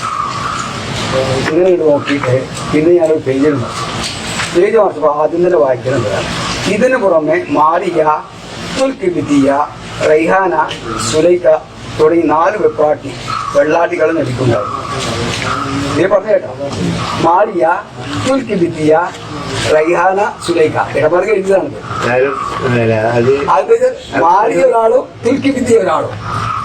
എത്രത്തോളം ശ്രദ്ധാപൂർവമാണ് നമ്മള് അതെന്ത് സാറ് നോക്ക്. മാരിയ, തുൽക്കിബിത്തിയ എന്നീ 4 മാത്രല്ല, അങ്ങനെ പറ്റിയതാണെങ്കിൽ ഈ 4 പേരോട് പറയുന്നുണ്ടല്ലോ. ഇത്രയും അശ്രദ്ധയോടുകൂടിയാണ് ഇസ്ലാം വിമർശനത്തിന് ഇടമാർക്ക് വെച്ച്. പിന്നെ ഇടമാർഗരോട് ഒരു ബുദ്ധിജീവിക്ക് അത്രയും പറ്റിയ സ്ഥിതിക്ക് സാറിന് എത്ര വലിയ വിഡിത്തം അപ്പൊ എന്നുവെച്ചാൽ ഇത് വെച്ചിട്ട് ഇപ്പൊ എന്താ സംഭവം എന്ന് വെച്ചോ, ഇത് സാറിന് പറ്റിയൊരു അബദ്ധമാണെന്ന് ഞാൻ സാർ അംഗീകരിച്ച സ്ഥിതിക്ക് നമുക്ക് പ്രശ്നങ്ങളൊന്നുമില്ല. എന്തായാലും അന്നത്തെ ആ ഈ സാമൂഹ്യ നീതിയല്ല ഇന്നില്ലത്. നമുക്ക് വേറെ വിഷയമാണെങ്കിലും ഞാൻ ആ പുസ്തകം നമ്മളാ പുസ്തകമാണത് താരിഖുൽ ഇസ്ലാം. ഇതെവിടെയും കിട്ടൂല എന്നൊക്കെ കരുതിയിട്ടാണ് ഇപ്പം ഇങ്ങനെ പ്രചരിപ്പിച്ചു കൊണ്ട് നടക്കുന്നത്. ഇപ്പം ഇത് പ്രചരിപ്പിക്കുന്നതിൻ്റെ ഒരു പ്രത്യേക ഉദ്ദേശമുണ്ട് നാസ്തികർക്ക്. കാരണം ഇതെവിടെയും കിട്ടൂല, ഇതൊക്കെ ഔട്ട് ഓഫ് സ്റ്റോക്കാണ്. കാരണം ഇത് 69 എഴുതിയ പുസ്തകമാണ്. 70 ഇത് പബ്ലിഷ് ചെയ്തിട്ടുള്ളത്. 69 എഴുതി 70 പബ്ലിഷ് ചെയ്ത സാധനം. അപ്പോൾ എത്രയായി? 54 കൊല്ലമായി ഈ സാധനം പബ്ലിഷ് ചെയ്തിട്ട്. ഇതിപ്പോൾ തിരഞ്ഞെടുത്താൽ കിട്ടില്ലല്ലോ എന്ന് ധാരണയില്ല. എൻ്റെ അറിവിൽ 3 കോപ്പി ഉണ്ട്. 3 കോപ്പി എൻ്റെ അറിവിലുണ്ട്. ഞാനിത് അത്യാവശ്യം മെനക്കിട്ട് അന്വേഷിച്ച് കണ്ടെത്തിയത്. കാരണം ഇത് ഇൻ്റർവ്യൂവിന് വൈകിയതിന്, ഈ പരിപാടിക്ക് വൈകിയതും ഈ പുസ്തകം കിട്ടാനുള്ള അന്വേഷണമാണ്. ഈ പുസ്തകം എൻ്റെ കയ്യിലുണ്ട്. ഇതിൻ്റെ പേരിൽ സെയ്ദ് മുഹമ്മദ് ആനക്കയം പറഞ്ഞത് പച്ച നുണയാണ്. ആ പച്ച നുണയാണ് ഇന്ന് നാസ്തികർ മുഴുവൻ പ്രചരിപ്പിച്ചു കൊണ്ട് നടക്കുന്നത്. ഈ ആധുനിക കാലഘട്ടത്തിൽ പോലും സനൽ എടമറുക് ഏറ്റവും വലിയ നാസ്തിക പ്രഭാഷകൻ എന്ന് പറഞ്ഞ ആരിഫ് ഹുസൈൻ അടക്കം ഇത് പറഞ്ഞു കൊടുക്കുന്നത് അടക്കാണ്. അയാളെ പറ്റി എനിക്ക് പറയുന്നത് ഒരു കൊച്ചു നാസ്തിക പൊട്ടൻ എന്ന് പറയാം. ആരിഫ് ഹുസൈനെ പറ്റി അദ്ദേഹത്തിൻ്റെ ഭാഷ വെച്ച് പറയുമ്പോൾ ഒരു കുഞ്ഞു നാസ്തിക പൊട്ടൻ. പൊട്ടത്തരം മാത്രമേ അയാൾ പറയുള്ളൂ. ഭാര്യ, മുസ്ലിം ഭാര്യ, അവളെ അവകാശം ചോദിച്ചത്, ഇസ്ലാമിക അവകാശം ചോദിച്ചത് നാസ്തികനായ പൊട്ടനാണ് അയാൾ. അവൾക്ക് ജീവിക്കാനുള്ള അവകാശങ്ങൾ, ഒരു മുസ്ലിം സ്ത്രീകൾക്ക് ഭർത്താവ് കൊടുക്കേണ്ട അവകാശങ്ങളെ കുറിച്ച് ബോധമുള്ളൊരു ഭാര്യ ചോദിച്ചതിന് നാസ്തികത്തിലേക്ക് ചേക്കേറിയ ഒരു പൊട്ടനാണ്. അയാളെ പറ്റി പറഞ്ഞിട്ടില്ല. അയാൾ പറയും ഞാൻ കളവ് പറഞ്ഞ് ജീവിക്കുന്ന പറയുന്നത്. അയാളെ യൂട്യൂബിൽ പറയുകയാണ് ഞാൻ കളവ് പറഞ്ഞ് എന്നെ പണം ഉണ്ടാക്കുന്ന. അങ്ങനത്തെ നുണയന്മാരാണ് ഇപ്പോഴും പ്രചരിപ്പിച്ചുകൊണ്ട്. അതിന് കാരണം എന്താ പറയുക, 54 കൊല്ലമായില്ലേ, ഇതിപ്പോൾ നീ എവിടെയും കിട്ടൂല. അതാ പൊട്ടന്മാർ. ഇനിയിപ്പോൾ നേരത്തെ പറഞ്ഞില്ല മാരിയ, എല്ലാവർക്കും അറിയാം. റസൂലിൻ്റെ ഒരു ഭാര്യൻ്റെ പേരാണ് അത്. മുഖൈസിസ് രാജാവ് സമ്മാനിച്ച അടിമ സ്ത്രീയായിരുന്നു മാരിയത്തുൽ ഖബ്തിയ റളിയല്ലാഹു. നമ്മളെ ഉമ്മയാണ്, ഉമ്മത്തുൽ മുഅ്മിനീനാണ്. റസൂലുള്ളാഹി സ്വല്ലല്ലാഹു അലൈഹി വസല്ലം വിവാഹം ചെയ്ത അദ്ദേഹത്തിൻ്റെ ഒരു ഭാര്യ ഇബ്രാഹിം എന്ന കുട്ടിയുടെ ഉമ്മ. അവരെ കുറിച്ച് ഇടമറിവ് എഴുതിയത് ഞാൻ നേരത്തെ വായിച്ചില്ല. മാരിയ ഒരാള്, തുൽക്കി വിദ്യ വേറൊരാള്. അതിന് ഈ പുസ്തകം എഴുതാൻ സഹായിച്ചത് ഏറ്റവും വലിയ ഇസ്ലാമിക പണ്ഡിതൻ അറിയപ്പെടുന്ന അബ്ദുൽ അലി കാപ്പാട്. കാപ്പാട് വലിയ ഉസ്താദിന്റെ മോൻ അബ്ദുൽ അലി കാപ്പാടാണ് ഇത് ചെക്ക് ചെയ്താണ്. എന്നിട്ട് അയാൾക്ക് പോലും ഈ കോമ കണ്ടില്ല, ഈ 4 ആളെന്ന് പറഞ്ഞു കണ്ടില്ല. ഇവരൊക്കെ ലെവലെന്ന് ആലോചിക്കുക. ഇത് ഈ ചവറ് സാധനം തന്നെയാണ്. ഈ ചവറ് സാധനങ്ങൾ ഒരിക്കലും മെയിൻ സ്ട്രീം മാധ്യമങ്ങൾ എടുക്കില്ല. അതെടുക്കൽ കേസരിയൊക്കെ തന്നെ എടുക്കുള്ളൂ, അല്ലെങ്കിൽ യുദ്ധവിചാരം, അല്ലെങ്കിൽ രണരേഖ, ഇങ്ങനെയുള്ള സാധനങ്ങൾ എടുക്കുള്ളൂ. ഒരു നല്ല പ്രസിദ്ധീകരണത്തിൽ വരില്ല. ഇനി നമുക്ക് ഈ പുസ്തകത്തെക്കുറിച്ച്, ഈ പുസ്തകത്തിൽ തന്നെ എന്താ പറഞ്ഞെന്ന് നോക്കാലോ. ഈ പുസ്തകത്തിൻ്റെ ആധികാരികതയെക്കുറിച്ച് ഈ പുസ്തകം എന്ത് പറഞ്ഞു എന്ന് പരിശോധിക്കണ്ടേ. ഒരു പ്രൊഡക്റ്റ് ഇപ്പതാ എൻ്റെ കയ്യിൽ മൊബൈൽ ഫോണുണ്ട്, ഇതിൻ്റെ ക്വാളിറ്റിയെക്കുറിച്ച് ഈ മൊബൈലിൻ്റെ കമ്പനിയുടെ പാക്കറ്റിൻ്റെ മുകളിൽ എന്ത് പറയുന്നു എന്ന് നമ്മൾ നോക്കണം. ഈ വെള്ളക്കുപ്പി ഇരിക്കട്ടെ, ഈ വെള്ളക്കുപ്പിയുടെ കണ്ടന്റിനെ കുറിച്ച് ഇവരാണ് ഇത് പറയേണ്ടത്. അതുപോലെ ഈ പുസ്തകത്തെക്കുറിച്ച്, ഇതിനെക്കുറിച്ച് വളരെ വ്യക്തമായി പറയേണ്ട ഈ പുസ്തകം തന്നെയാണ്. അത് കണ്ടോളൂ. ചരിത്രം എങ്ങനെ ആരംഭിക്കണം, എങ്ങനെ അവതരിപ്പിക്കണം, ചരിത്രകാരന്മാരുടെ ഭിന്നാഭിപ്രായങ്ങളുണ്ട്. പ്രസ്തുത ചോദ്യങ്ങൾക്ക് ഉത്തരം പുറത്തു വരുന്നു. ചരിത്ര നിർമ്മാണത്തിൽ ഉപജ്ഞാതാവ് ഹെറോട്ടസ് മുതൽ ചരിത്രത്തിന്റെ അത്യാധുനിക വീക്ഷണങ്ങൾക്ക് വിധേയമാക്കിയ വിൽഡ്രൂണ്ട് വരെ പരിധി നോക്കിയാലും ഏകാഭിപ്രായം ചരിത്ര നിർമ്മാണ കാര്യത്തിൽ ഉണ്ടായിട്ടുണ്ടോ എന്ന് സംശയമാണ്. വീക്ഷണത്തിൻ്റെ സൗന്ദര്യം അനുസരിച്ച് ചരിത്രം ആകർഷകമാകുന്നു. ഭിന്നൊരു പകർന്നു കൊടുക്കുന്ന ചരിത്ര സംഭവങ്ങളുടെ ആത്മാവ് സത്യസന്ധതയിൽ ഉത്കൃഷ്ട സങ്കേതമായി നിലകൊള്ളണം എന്ന സിദ്ധാന്തം മുറുകെ പിടിക്കുന്നവർ വിരളമാണ്. യാഥാർത്ഥ്യക്കണം എന്നുള്ളത് ആ സിദ്ധാന്തം മുറുകെ പിടിക്കണമെങ്കിൽ ചരിത്ര വീക്ഷണത്തിലില്ലാന്ന്. എല്ലാ വിവരങ്ങളും വിജ്ഞാന വിക്ഷേപത്തിന് പൂർണ്ണമായി ലഭിച്ച ശേഷമേ ചരിത്രം എഴുതാവൂ എന്ന നിഗമനത്തെ ചരത്തെ വയ്ക്കാതാവ ലിറ്റർ സ്ട്രാച്ച് അവഗണിച്ചിരിക്കുകയാണ്. പൂർണ്ണമായ വിവരം ലഭിക്കുന്നതുവരെ കാത്തിരിക്കാനുള്ള സാവകാശം ജിജ്ഞാസുക്കളിൽ അടിച്ചേൽപ്പിക്കുന്നതിനോടുള്ള വൈമനസ്യത്തിൽ നിന്നാണ് താരിഖുൽ ഇസ്ലാം പോലെ ഏറെക്കുറെ ചരിത്ര ഗ്രന്ഥങ്ങളും പുറത്തു വന്നിട്ടുള്ളത്. പ്രസിദ്ധ ജർമ്മൻ ചരിത്രകാരൻ റാങ്കിയുടെ അഭിപ്രായം ശ്രദ്ധേയമാണ്. ദൃഷ്ടികൾ നഷ്ടപ്പെടുത്തിയാൽ ഒരു മൃഗത്തെ കൊണ്ടുള്ള പ്രയോജനം നഷ്ടപ്പെടുന്നു. അതുപോലെ സത്യദീക്ഷയില്ലാതെ ഏതെയും പ്രവണതയെ അനുയാനം ചെയ്തുകൊണ്ട് ചരിത്ര ഗവേഷണം നടത്തി ലഭിക്കുന്ന പ്രയോജനരഹിതമായ വെറും കഥ മാത്രമാണ്. പ്രയോജനരഹിതമായ വെറും കഥ മാത്രമാണ്. ഈ പ്രമാണം ഇതേൽ സൂക്ഷിച്ചിരിക്കുന്ന ഇതിഹാസങ്ങളും സങ്കല്പങ്ങളും ചരിത്ര പരിവേഷം അണിയിച്ചു നിൽക്കുന്നത് കാണുമ്പോൾ വിഷമം തോന്നാം. പക്ഷേ നിർഭാഗ്യവശാൽ ചരിത്രത്തിൽ ഇതിഹാസതുല്യമായ പശ്ചാത്തലം നെയ്തൊരുക്കിയവരാണ് പഴയ തലമുറക്കാർ.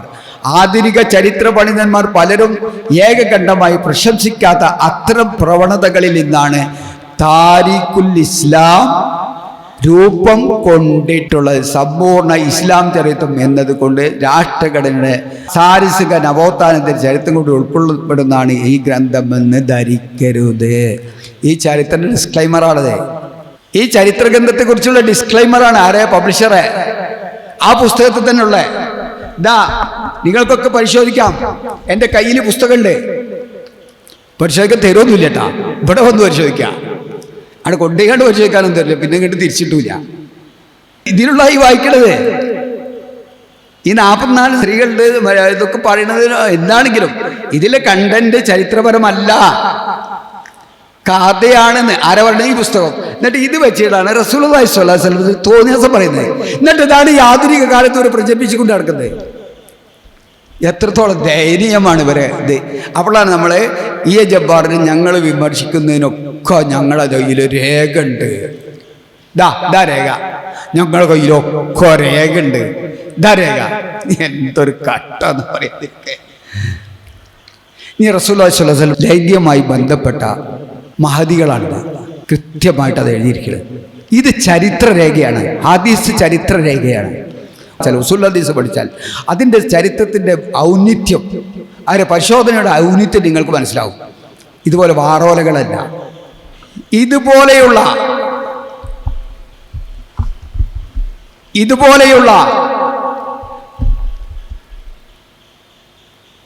ഇതുപോലെയുള്ള വാറോലകളല്ല, നാസ്തികർ എഴുതുന്ന വാറോലകളല്ല ഇസ്ലാമിലെ ചരിത്ര ഗ്രന്ഥങ്ങൾ, ഹദീസുകൾ. പരിശുദ്ധ ഖുർആനും സ്വഹീഹ ഹദീസുകളുമാണ് ഇസ്ലാമിലെ പ്രമാണങ്ങൾ. അത് വെച്ചിട്ട് നിങ്ങൾ ചരിത്രത്തെ എഴുതുകയും ഇസ്ലാമിനെ വിമർശിക്കൂ. അപ്പോൾ ഞങ്ങൾ കൃത്യമായിട്ട് മറുപടി ഇസ്ലാമികമായി. ഇത് വാറോലകൾ എഴുതിയിട്ട് അതങ്ങോട്ട് പറയാം. 22 എഴുതിപ്പോയി. അത് ഇപ്പോഴും ഇങ്ങനെ പ്രചരിപ്പിച്ച് കൊണ്ടുകൊടുക്കുക. അദ്ദേഹം തന്നെ പറയുക അത് അശ്രദ്ധയാണ്, നേരിട്ട് പറയുകയാണെന്ന് അശ്രദ്ധയാണ്. എന്നിട്ട് ഇപ്പോൾ അത് പറഞ്ഞുകൊണ്ട് കിടക്കുക. നിങ്ങൾക്കൊക്കെ നല്ലതേ ജബ്ബാർ പറഞ്ഞ മാതിരി കക്കൂസ്മാലിൻ്റെ തുന്നേനാണ്. ഇപ്പം ഇദ്ദേഹത്തിൻ്റെ മറ്റൊരു പുസ്തകമാണ് ഞാൻ നേരത്തെ കടി പുസ്തകം. ആ പുസ്തകത്തിൽ എന്താ പറയുന്നത്? റസൂലുള്ള ബംഗാളികളെ കുറിച്ച് പറയണം. 1 ഖദീജ, 2 സൗദ. ഞാൻ അത് മുഴുവനും കൂടി വായിച്ച് ചെയ്യാൻ സമയമൊന്നും കളയണില്ല. അവസാനം 20, 44 പറഞ്ഞോട്ട് പെരുവിക്ക് വന്നു. ഏതാനും കുറച്ച് വർഷം കഴിഞ്ഞപ്പോൾ അദ്ദേഹം തന്നെ എഴുതിയാണ് 44 20. ഇനി നമുക്ക് ഇടമറുക്ക് പോകാം. 11 ഉള്ളൂ ഇടമറുകിനെ. കൂടാതെ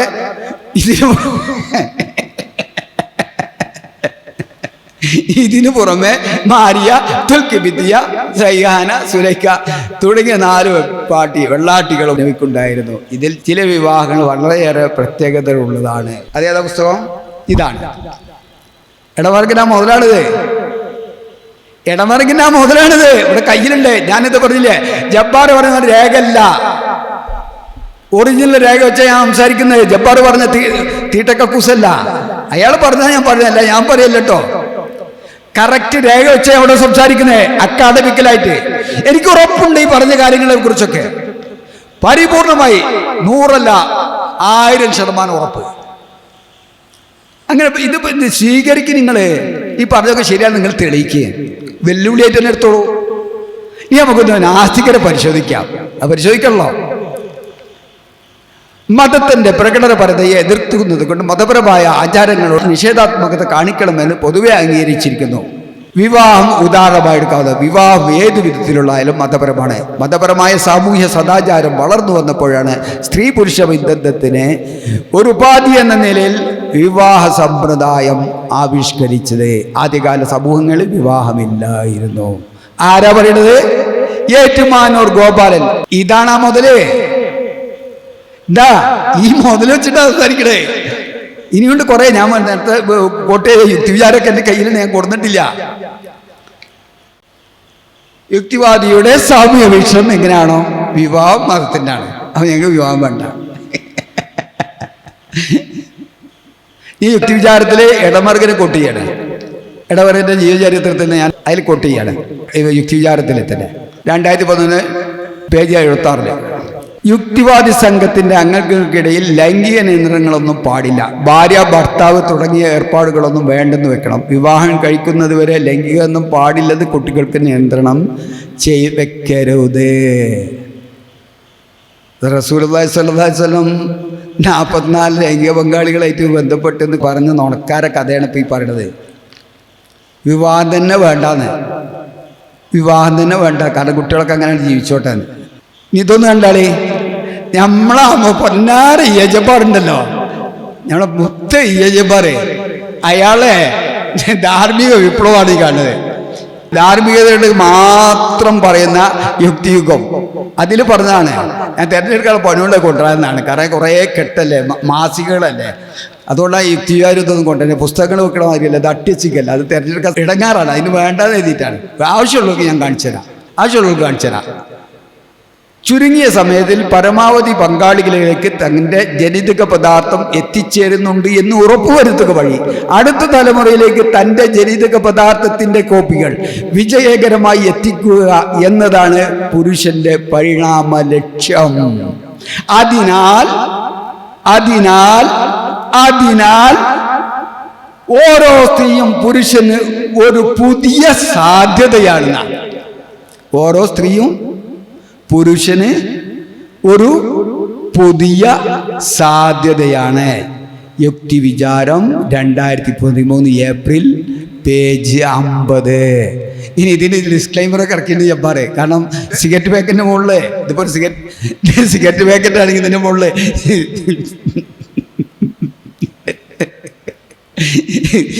ശരിക്കാക്കാൻ വയ്യ കുട്ടികളെ.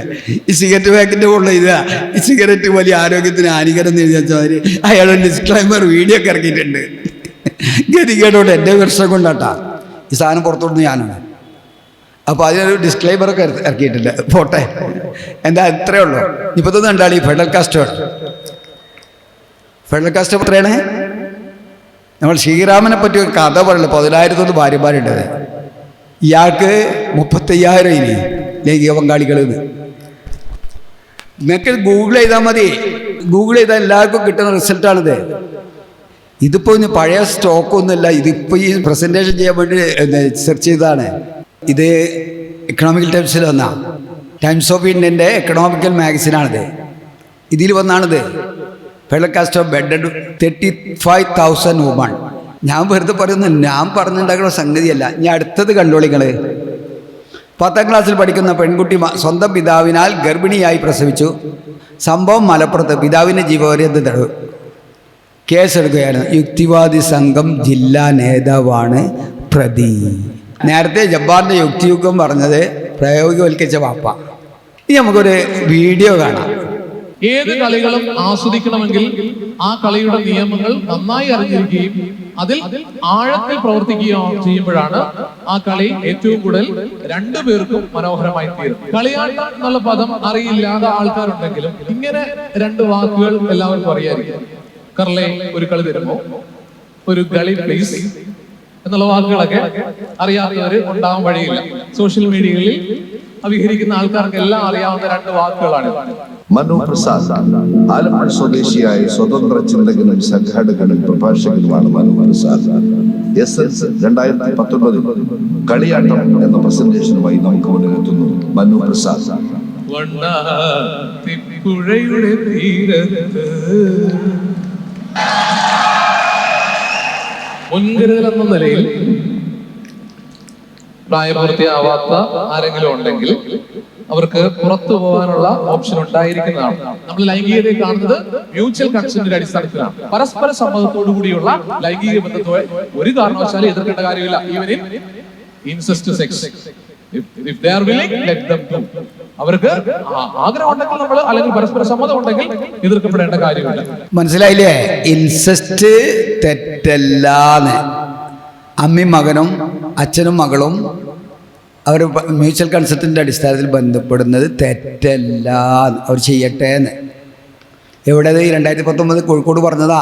10,000 ആൾ പങ്കെടുത്തെന്ന് പറഞ്ഞത്.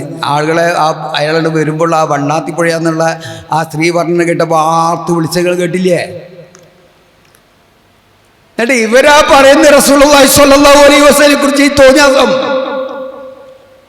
മറ്റാരുമല്ല, ഇവരാണ് ഈ പറയുന്നത്.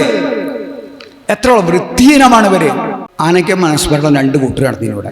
ഒന്ന് സനലഡബർഗ്, ഒന്ന് അബ്ദുൽ അലി. ഇത് 2 ഗ്രൂപ്പുകളാണ്. ഒന്ന് പഴയ ഇടമർഗിൻ്റെ മോനാണ്. ഒന്ന് ഭാരതീയ യുക്തിവാദി സംഘത്തിൻ്റെ സംസ്ഥാന പ്രസിഡന്റാണ് അബ്ദുൽ അലി. ഭാരതീയ യുക്തിവാദി സംഘത്തിൻ്റെ അബ്ദുൽ അലി ആ ടീമും ഇയാളുടെ ടീമുമാണ് ഇവിടെ അനുസ്മരണം നടത്തിയത്. ഈ അനുസ്മരണം നടത്തിയെന്ന് പറഞ്ഞാൽ ആദ്യത്തെ ദിവസം തന്നെ, അദ്ദേഹം മരിച്ച ആ ദിവസമാണ് ഇടമർഗിൻ്റെ പരിപാടി നടന്നത്. ആദ്യം തന്നെ ആ വിഷയത്തിൽ നമ്മൾ അദ്ദേഹം കെലിമ ചൊല്ലിയോ ഇല്ലേ എന്നൊരു ചർച്ചയാണ് എടുത്തിട്ടുള്ളത്. നമ്മൾ ചെറിയ ചെറിയ പാർട്സുകളായിട്ടാണ് എടുക്കുന്നത്. അതിലാദ്യം ആരെങ്കിലും കെലിമ ചൊല്ലിയോ, അതിലൊരു ചർച്ചകൾ നമ്മൾ കേൾക്കാം. അനുസ്മരണമാണിത്. ഇദ്ദേഹത്തിന്റെ പേര് ചില തെറ്റായ പ്രചരണങ്ങൾ, ഇദ്ദേഹം കലിമ ചൊല്ലി എന്നൊക്കെ പറഞ്ഞ് വളരെ തെറ്റായിട്ട് ഇന്നിപ്പോ ന്യൂസ് സ്കില്ലില് ഒരു തെറ്റായ ന്യൂസ് വന്നിട്ടുണ്ട്. അപ്പോൾ അദ്ദേഹം കെലിമയിൽ എന്ന് തെറ്റായി പ്രചരിപ്പിക്കട്ടെന്ന് പറയുന്നത്. ഇനി വേറൊരാള് അപ്പോൾ ഞാൻ യുക്തിവാദിയായത് ഈ സെയ്ദ് മുഹമ്മദ് ആനക്കത്തിന്റെ മകനായ റോഷിദ് എനിക്ക് തന്ന ജേർണൽസ് കൂടിയാണ് ഞാൻ നാഷണലിസ്റ്റ് ആയത്. പല ആൾക്കാരും ആ മീറ്റിംഗിൽ വന്ന് ക്ലെയിം ചെയ്തു കലീമ ചൊല്ലി സെയ്ദ് മുഹമ്മദ് ആനക്കയം ഒരാഴ്ച മുമ്പ് കലീമ ചൊല്ലി മുസ്ലിമായി എന്നൊക്കെ പറഞ്ഞു. അതിന്റെ റോഷിദ് കറക്റ്റ് ആയിട്ട് അതിന് ആൻസർ തന്നു. ഇവരുടെ മക്കളുടെയും അവിടെ ഉണ്ടായിരുന്ന റിലേറ്റീവ്സിന്റെയും പ്രഷർ കാരണമാണ് പള്ളിയിൽ അടക്കിയത്. അല്ലാതെ സയ്യിദ് മുഹമ്മദ് ആനക്കയം എന്നുള്ള വ്യക്തി ഒരിക്കലും ഒരു മുസ്ലിമായി മാറിയിട്ടില്ല എന്നുള്ളത് റോഷിദയിൽ കറക്റ്റ് ആയിട്ട് എക്സ്പ്ലനേഷൻ തന്നിട്ടുണ്ട് മീറ്റിംഗിൽ.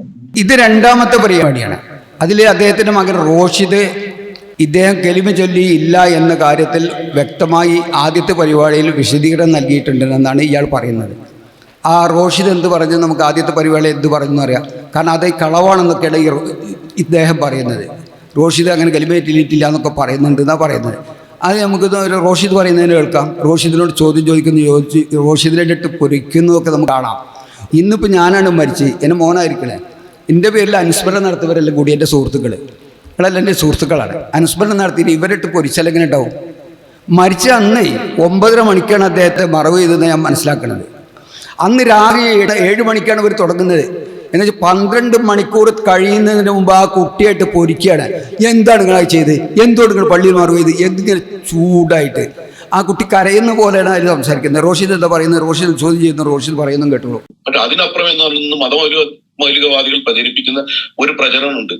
പല ഒരു അദ്ദേഹം കലീമ ചൊല്ലിയെന്ന്, അതിനെക്കുറിച്ച് റോഷിദ് ഇവിടെ പറയണം. അങ്ങനെ ഒരു കലീമ ചൊല്ലുന്ന ഒരാളാണെന്ന് ഞങ്ങൾക്കൊന്നും വിശ്വസിക്കാനില്ല. മതമൗലികവാദികൾ എല്ലാ കാലത്തും ഇത്തരം പ്രചരണങ്ങൾ നടക്കും. അദ്ദേഹം അവസാനം എന്നെ മറവ് ചെയ്യാൻ പള്ളിയിൽ തന്നെ കൊണ്ടുപോകണമെന്നും ഇതിന്റെ ആദ്യത്തെ എഴുത്തുകളൊക്കെ നിൽക്കുന്നു ഒക്കെ ക്യാൻസൽ ചെയ്തിരിക്കുന്നു എന്നൊക്കെ അവർക്ക് പ്രചരിപ്പിക്കാൻ കഴിയും. കാരണം അവരുടെ താല്പര്യം അതാണ്. ഇപ്പൊ റോഷിദിന് അത്ര വല്ല അനുഭവം ഉണ്ടായിട്ടുണ്ട് അദ്ദേഹം കലിമ ചൊല്ലുന്നതായിട്ടോ ഇനി അബോധാവസ്ഥയിൽ നിങ്ങൾ ചൊല്ലിക്കൊടുക്കുന്നത് അയാള് അറിയാതെ ഏറ്റു പറഞ്ഞോ എന്താണ് ആ വസ്തുത കൂടി ഒന്ന് പറയണം എന്നാണ് പറയുന്നത്. പിന്നെ രണ്ടാമത് നിങ്ങൾ എന്തോ ഒന്നും കൂടെ പറഞ്ഞത് ഞാൻ കലിമ ചൊല്ലിയിരുന്നു എന്നിവിടെ പ്രചരിപ്പിക്കപ്പെടുന്നു. അതിനെ പറ്റി എനിക്കൊന്നും അറിയില്ല. ഞാൻ അവിടെ ചെന്നപ്പോഴോ എന്നെ ഞങ്ങളൊന്നും ആരും ചെയ്തു കൊടുത്തിട്ടില്ല. ഇനി ആരെങ്കിലും ചെയ്തു കൊടുത്തിട്ടുണ്ടോ എന്ന് എനിക്ക് അറിയില്ല. അവർ റോഷിദ് പറയുന്നത് അദ്ദേഹത്തിന് അറിയില്ല എന്നാണ്. റോഷിദിനോട് ചോദ്യം ചെയ്ത് കലിമ ചൊല്ലിയേ പറയണതാണ്, താൻ പറഞ്ഞില്ല. എന്താ ചെയ്യാതെ ഒരാൾ മരിച്ചത് അന്ന് മറവ് ചെയ്ത് 12 മണിക്കൂർ കഴിയുന്നതിന് മുമ്പാണ് ഇത് പൊരിക്കണത്. അദ്ദേഹത്തിൻ്റെ ഉപ്പയാണ് മരിച്ചിട്ടുള്ളത്. അദ്ദേഹത്തിൻ്റെ ഉപ്പ മരിച്ച അന്ന് രാത്രിയാണ് ഇവരിട്ട് പൊരിക്കണത്. എന്താ ഇപ്പം ഇതിനൊക്കെ പറയാം. എന്നിട്ട് പറയാം എനിക്കറിയില്ല, അവരെന്താ ചെയ്തത് എനിക്കറിയില്ല. അത് അദ്ദേഹത്തിന് അറിയില്ല. അത് യാഥാർത്ഥ്യത്തിലേക്ക് നമുക്ക് പോവാം. ജോസഫ് എടമറവും പിന്നെ കേരള യുക്തിവാദി സംഘവും തമ്മിൽ അഭിപ്രായ വ്യത്യാസം ഉണ്ടായപ്പോൾ ഞങ്ങൾ കുറച്ച് ആൾക്കാർ, അത് ശ്രീനി വട്ടത്താനുണ്ട്, പിന്നെ സെയ്ദ് മുഹമ്മദ് ഉണ്ട്, അബ്ദുള്ള ഉണ്ട്. അബ്ദുള്ള ഇതിൻ്റെ കേരള യൂണിറ്റിൻ്റെ പ്രസിഡൻ്റായിട്ട് അബ്ദുള്ളനെ ഞങ്ങൾ നിശ്ചയിച്ചു. ഞാനും ശ്രീനി എല്ലാം കൂടിയിട്ട് അഭിപ്രായപ്പെട്ടിട്ടാണ് അങ്ങനെ അബ്ദുള്ള പയ്യറിനെ പ്രസിഡൻ്റാക്കി വെച്ചത്. അദ്ദേഹം നല്ല ജാഗ്രത ഉള്ള ഒരു വ്യക്തിത്വമായിരുന്നല്ലോ. ഇതിനു മുമ്പ് ഒരു നേതാവുണ്ടായിരുന്നു, സെയ്ദ് മുഹമ്മദ് ആനക്കത്തിൻ്റെ വളരെ അടുത്ത സുഹൃത്ത് അബ്ദുള്ള മേപ്പയൂർ. അവർ രണ്ടാളും കൂടിയാണ് ഈ പുസ്തകം എഴുതിയത്. ഈ പുസ്തകം ഇന്ന് ഈ പേരിൽ അവൈലബിൾ അല്ല. ഹിക്മത്ത് പബ്ലിക്കേഷൻ മേപ്പയൂരാണ് പബ്ലിഷ് ചെയ്തിട്ടുള്ളത്. ഇത് ഈ ഫോട്ടോ കോപ്പി ആണെങ്കിലും അതിൽ ഈ അബ്ദുള്ള മേപ്പയൂർ സൈൻ ചെയ്തിട്ടുണ്ട്. അദ്ദേഹത്തെക്കുറിച്ചാണ് പറയുന്നത്. അദ്ദേഹം നല്ലൊരു യുക്തിവാദിയായിരുന്നു. നീ അദ്ദേഹത്തെക്കുറിച്ച് പറഞ്ഞ ശേഷം ബാക്കിക്ക് പോവാം. അതേ സമയത്ത് ഇതുപോലെ തന്നെ മറ്റൊരു കഥാപാത്രമാണ് നമ്മുടെ അബ്ദുള്ള മേപ്പയൂര്. അബ്ദുള്ള മേപ്പയൂർ നമുക്കറിയാവുന്ന കാര്യമാണ്. അവസാന കാലഘട്ടമാകുമ്പോൾ അദ്ദേഹത്തെ പള്ളിയിലാണ് അടക്കിയത്. അതിന് ഒരു പരിധി വരെ ഇദ്ദേഹവും കാരണക്കാരനായിട്ടുണ്ട്. കാരണം എനിക്കറിയാം അദ്ദേഹത്തിന് പല ഒരു നെഗറ്റീവ് ചേഞ്ച് അദ്ദേഹത്തിന് വന്നിട്ടുണ്ടായിരുന്നു എന്നുള്ളൊരു അഭിപ്രായം എനിക്ക്. കാരണം ഈ രണ്ടുപേരുമായിട്ട് എനിക്ക് അടുത്ത ബന്ധം ഉണ്ടായിരുന്ന ആളാണ് ഞാൻ. ഒരു നെഗറ്റീവായിട്ടുള്ള ചേഞ്ച് അദ്ദേഹത്തിന് വന്നിട്ടുണ്ടായിരുന്നു. പക്ഷെ എന്തൊക്കെ പറയാൻ ശരി, അവസാന കാലഘട്ടമാകുമ്പോഴേക്കും ഇവർക്കെല്ലാം ഒരു നെഗറ്റീവ് ചേഞ്ച് വന്നതായിട്ട് എനിക്ക് അനുഭവമുണ്ട്. എനിക്ക് വ്യക്തമായിട്ട് അറിയാവുന്ന കാര്യമാണ്. അബ്ദുള്ള മേപ്പയൂരിൻ്റെ അവസാന കാലത്ത് പള്ളിയിലാണ് മറവ് ചെയ്തത്, സെയ്ദ് മുഹമ്മദ് ആനക്കത്തെ ചെയ്ത പോലെ തന്നെ. പക്ഷേ ഇദ്ദേഹം പറയുന്നത്, ജോർജ് പുല്ലാട്ടി എന്ന് പറയുന്ന ഒരു യുക്തിവാദി പറയുന്നത്, ഈ അബ്ദുള്ള മേപ്പയൂരിനും സെയ്ദ് മുഹമ്മദിനും ഒക്കെ അവസാന കാലത്ത് അവരുടെ അഭിപ്രായത്തിൽ നെഗറ്റീവായ മാറ്റങ്ങൾ സംഭവിച്ചിരുന്നതാണ്. അവരുടെ അഭിപ്രായത്തിൽ നെഗറ്റീവായ മാറ്റങ്ങൾ എന്ന് പറഞ്ഞാൽ നമ്മളെ സംബന്ധിച്ച് പോസിറ്റീവായ മാറ്റങ്ങൾ എന്നുവെച്ചാൽ അവർ വിശ്വാസത്തിലേക്ക് തിരിച്ചു വരുന്നുണ്ട്. അത് മുമ്പ് പല യുക്തിവാദികളും സംഭവിച്ചതാണ്. നാസ്തികർക്കൊക്കെ സംഭവിക്കുന്ന കാര്യമാണ്. കുറച്ച് പ്രായമാവും ആത്മീയ ചിന്തയ്ക്ക് വരലും അവർ ആത്മീയ രംഗത്ത് വളരലും. അത് അബ്ദുള്ള മേപ്പേരിനും സംഭവിച്ചു, അദ്ദേഹത്തെ പള്ളിയിൽ അടക്കം ചെയ്തു. അതുപോലെ സെയ്ദ് മുഹമ്മദിനും അതുപോലെ സംഭവിച്ചു. സെയ്ദ് മുഹമ്മദും അബ്ദുള്ള മേപ്പൂരിനെ പള്ളിയിലടക്കാൻ കാരണക്കാരനായിരുന്നൊക്കെയാണ് ഈ ജോർജ് പുല്ലാറ്റ് പറയുന്നത്. ഇത് വലിയൊരു ആഗ്രഹമാണ് അദ്ദേഹത്തിന്റെ ഡെഡ് ബോഡി പള്ളിയിൽ കൊടുക്കണം എന്നുള്ളത്. കഴിഞ്ഞ 2 മാസം മുമ്പ് ഇതിനെ കണ്ടപ്പോൾ എന്നോട് പറഞ്ഞു ഇവരെന്നെ പറ്റിക്കുമെന്ന് എനിക്ക് തോന്നുന്നുണ്ട്. കാരണം ഇവരൊക്കെ ഞാനുമായിട്ട് അകൽച്ചയിലാണ് മക്കള്.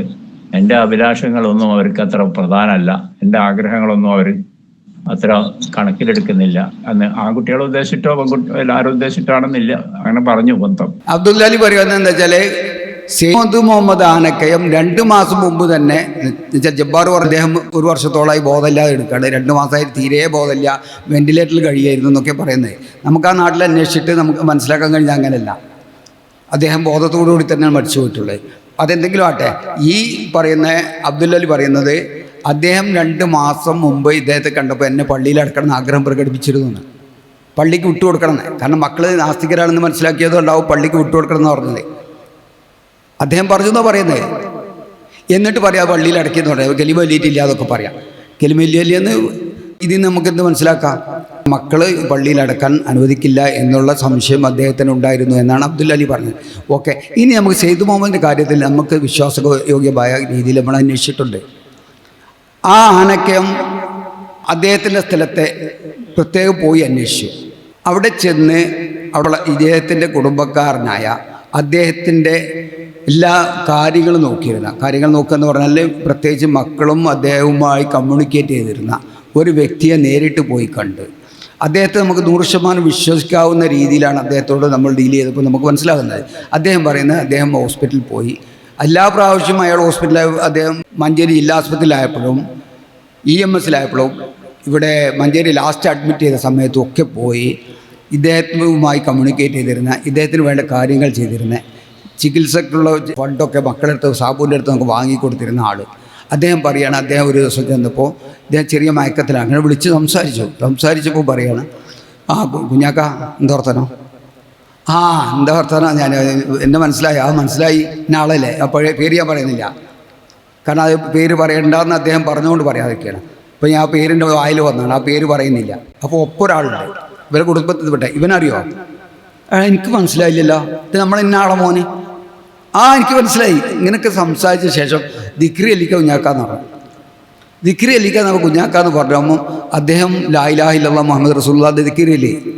അപ്പോൾ അത് ഇങ്ങനെ തുടർച്ചയായി ചൊല്ലിയപ്പോൾ ഈ വ്യക്തി കൃത്യമായി ലാ ഇലാഹ ഇല്ലല്ലാഹ് മുഹമ്മദ് റസൂലുള്ളാഹി പറഞ്ഞു കൊടുക്കുകയും അദ്ദേഹം ഏറ്റു ചൊല്ലുകയും ചെയ്തു. അങ്ങനെയാണ് അദ്ദേഹം അവിടെ നിന്ന് പോകുന്നത്.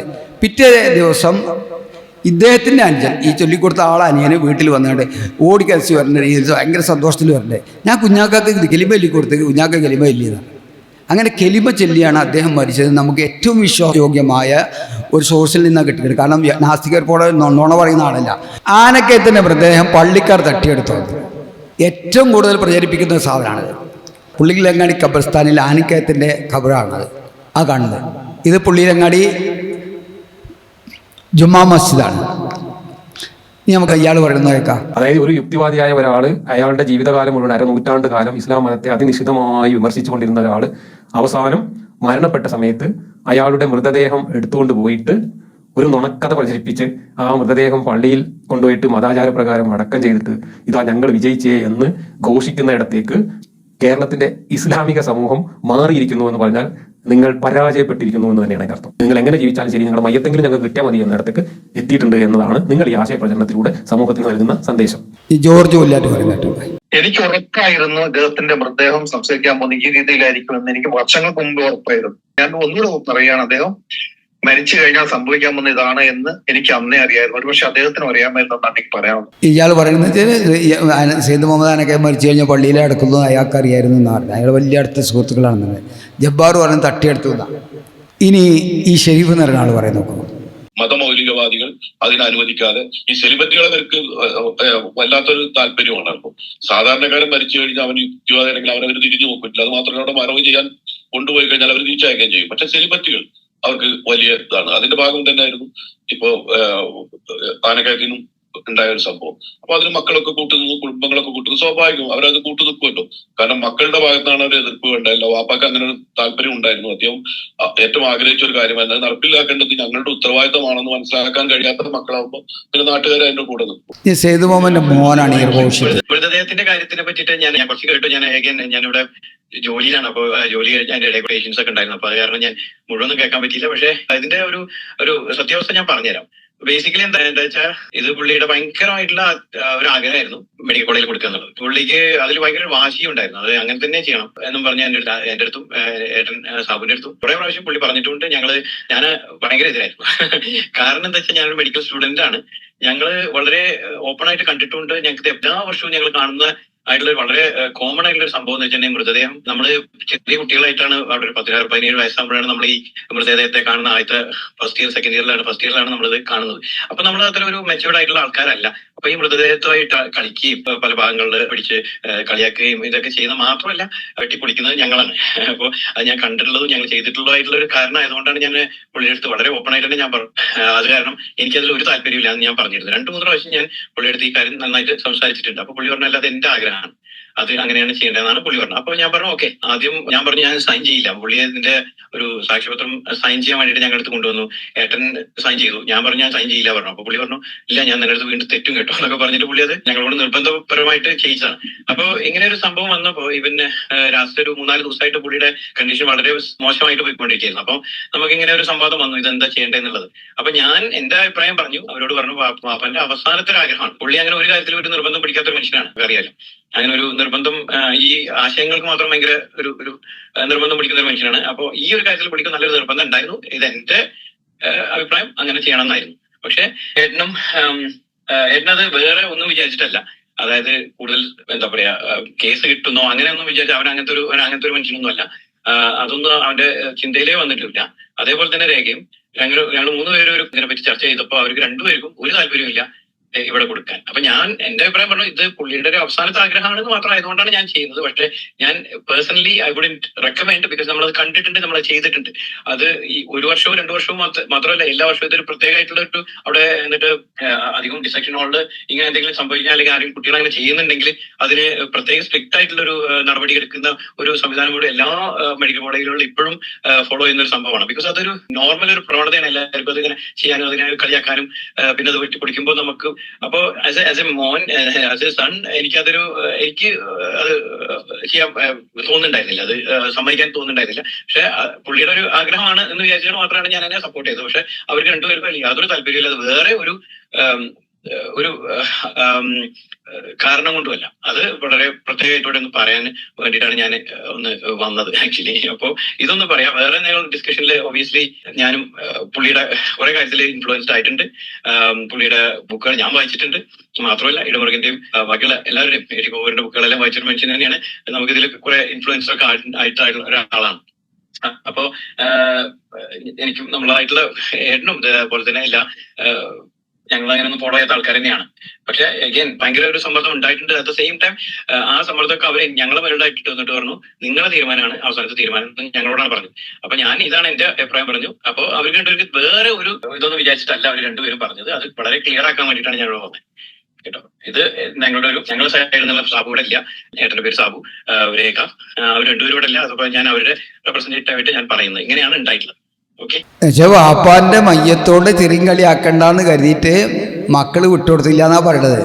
അല്ല പള്ളിക്കാർ പിടിച്ചോണ്ടതൊന്നുമല്ല.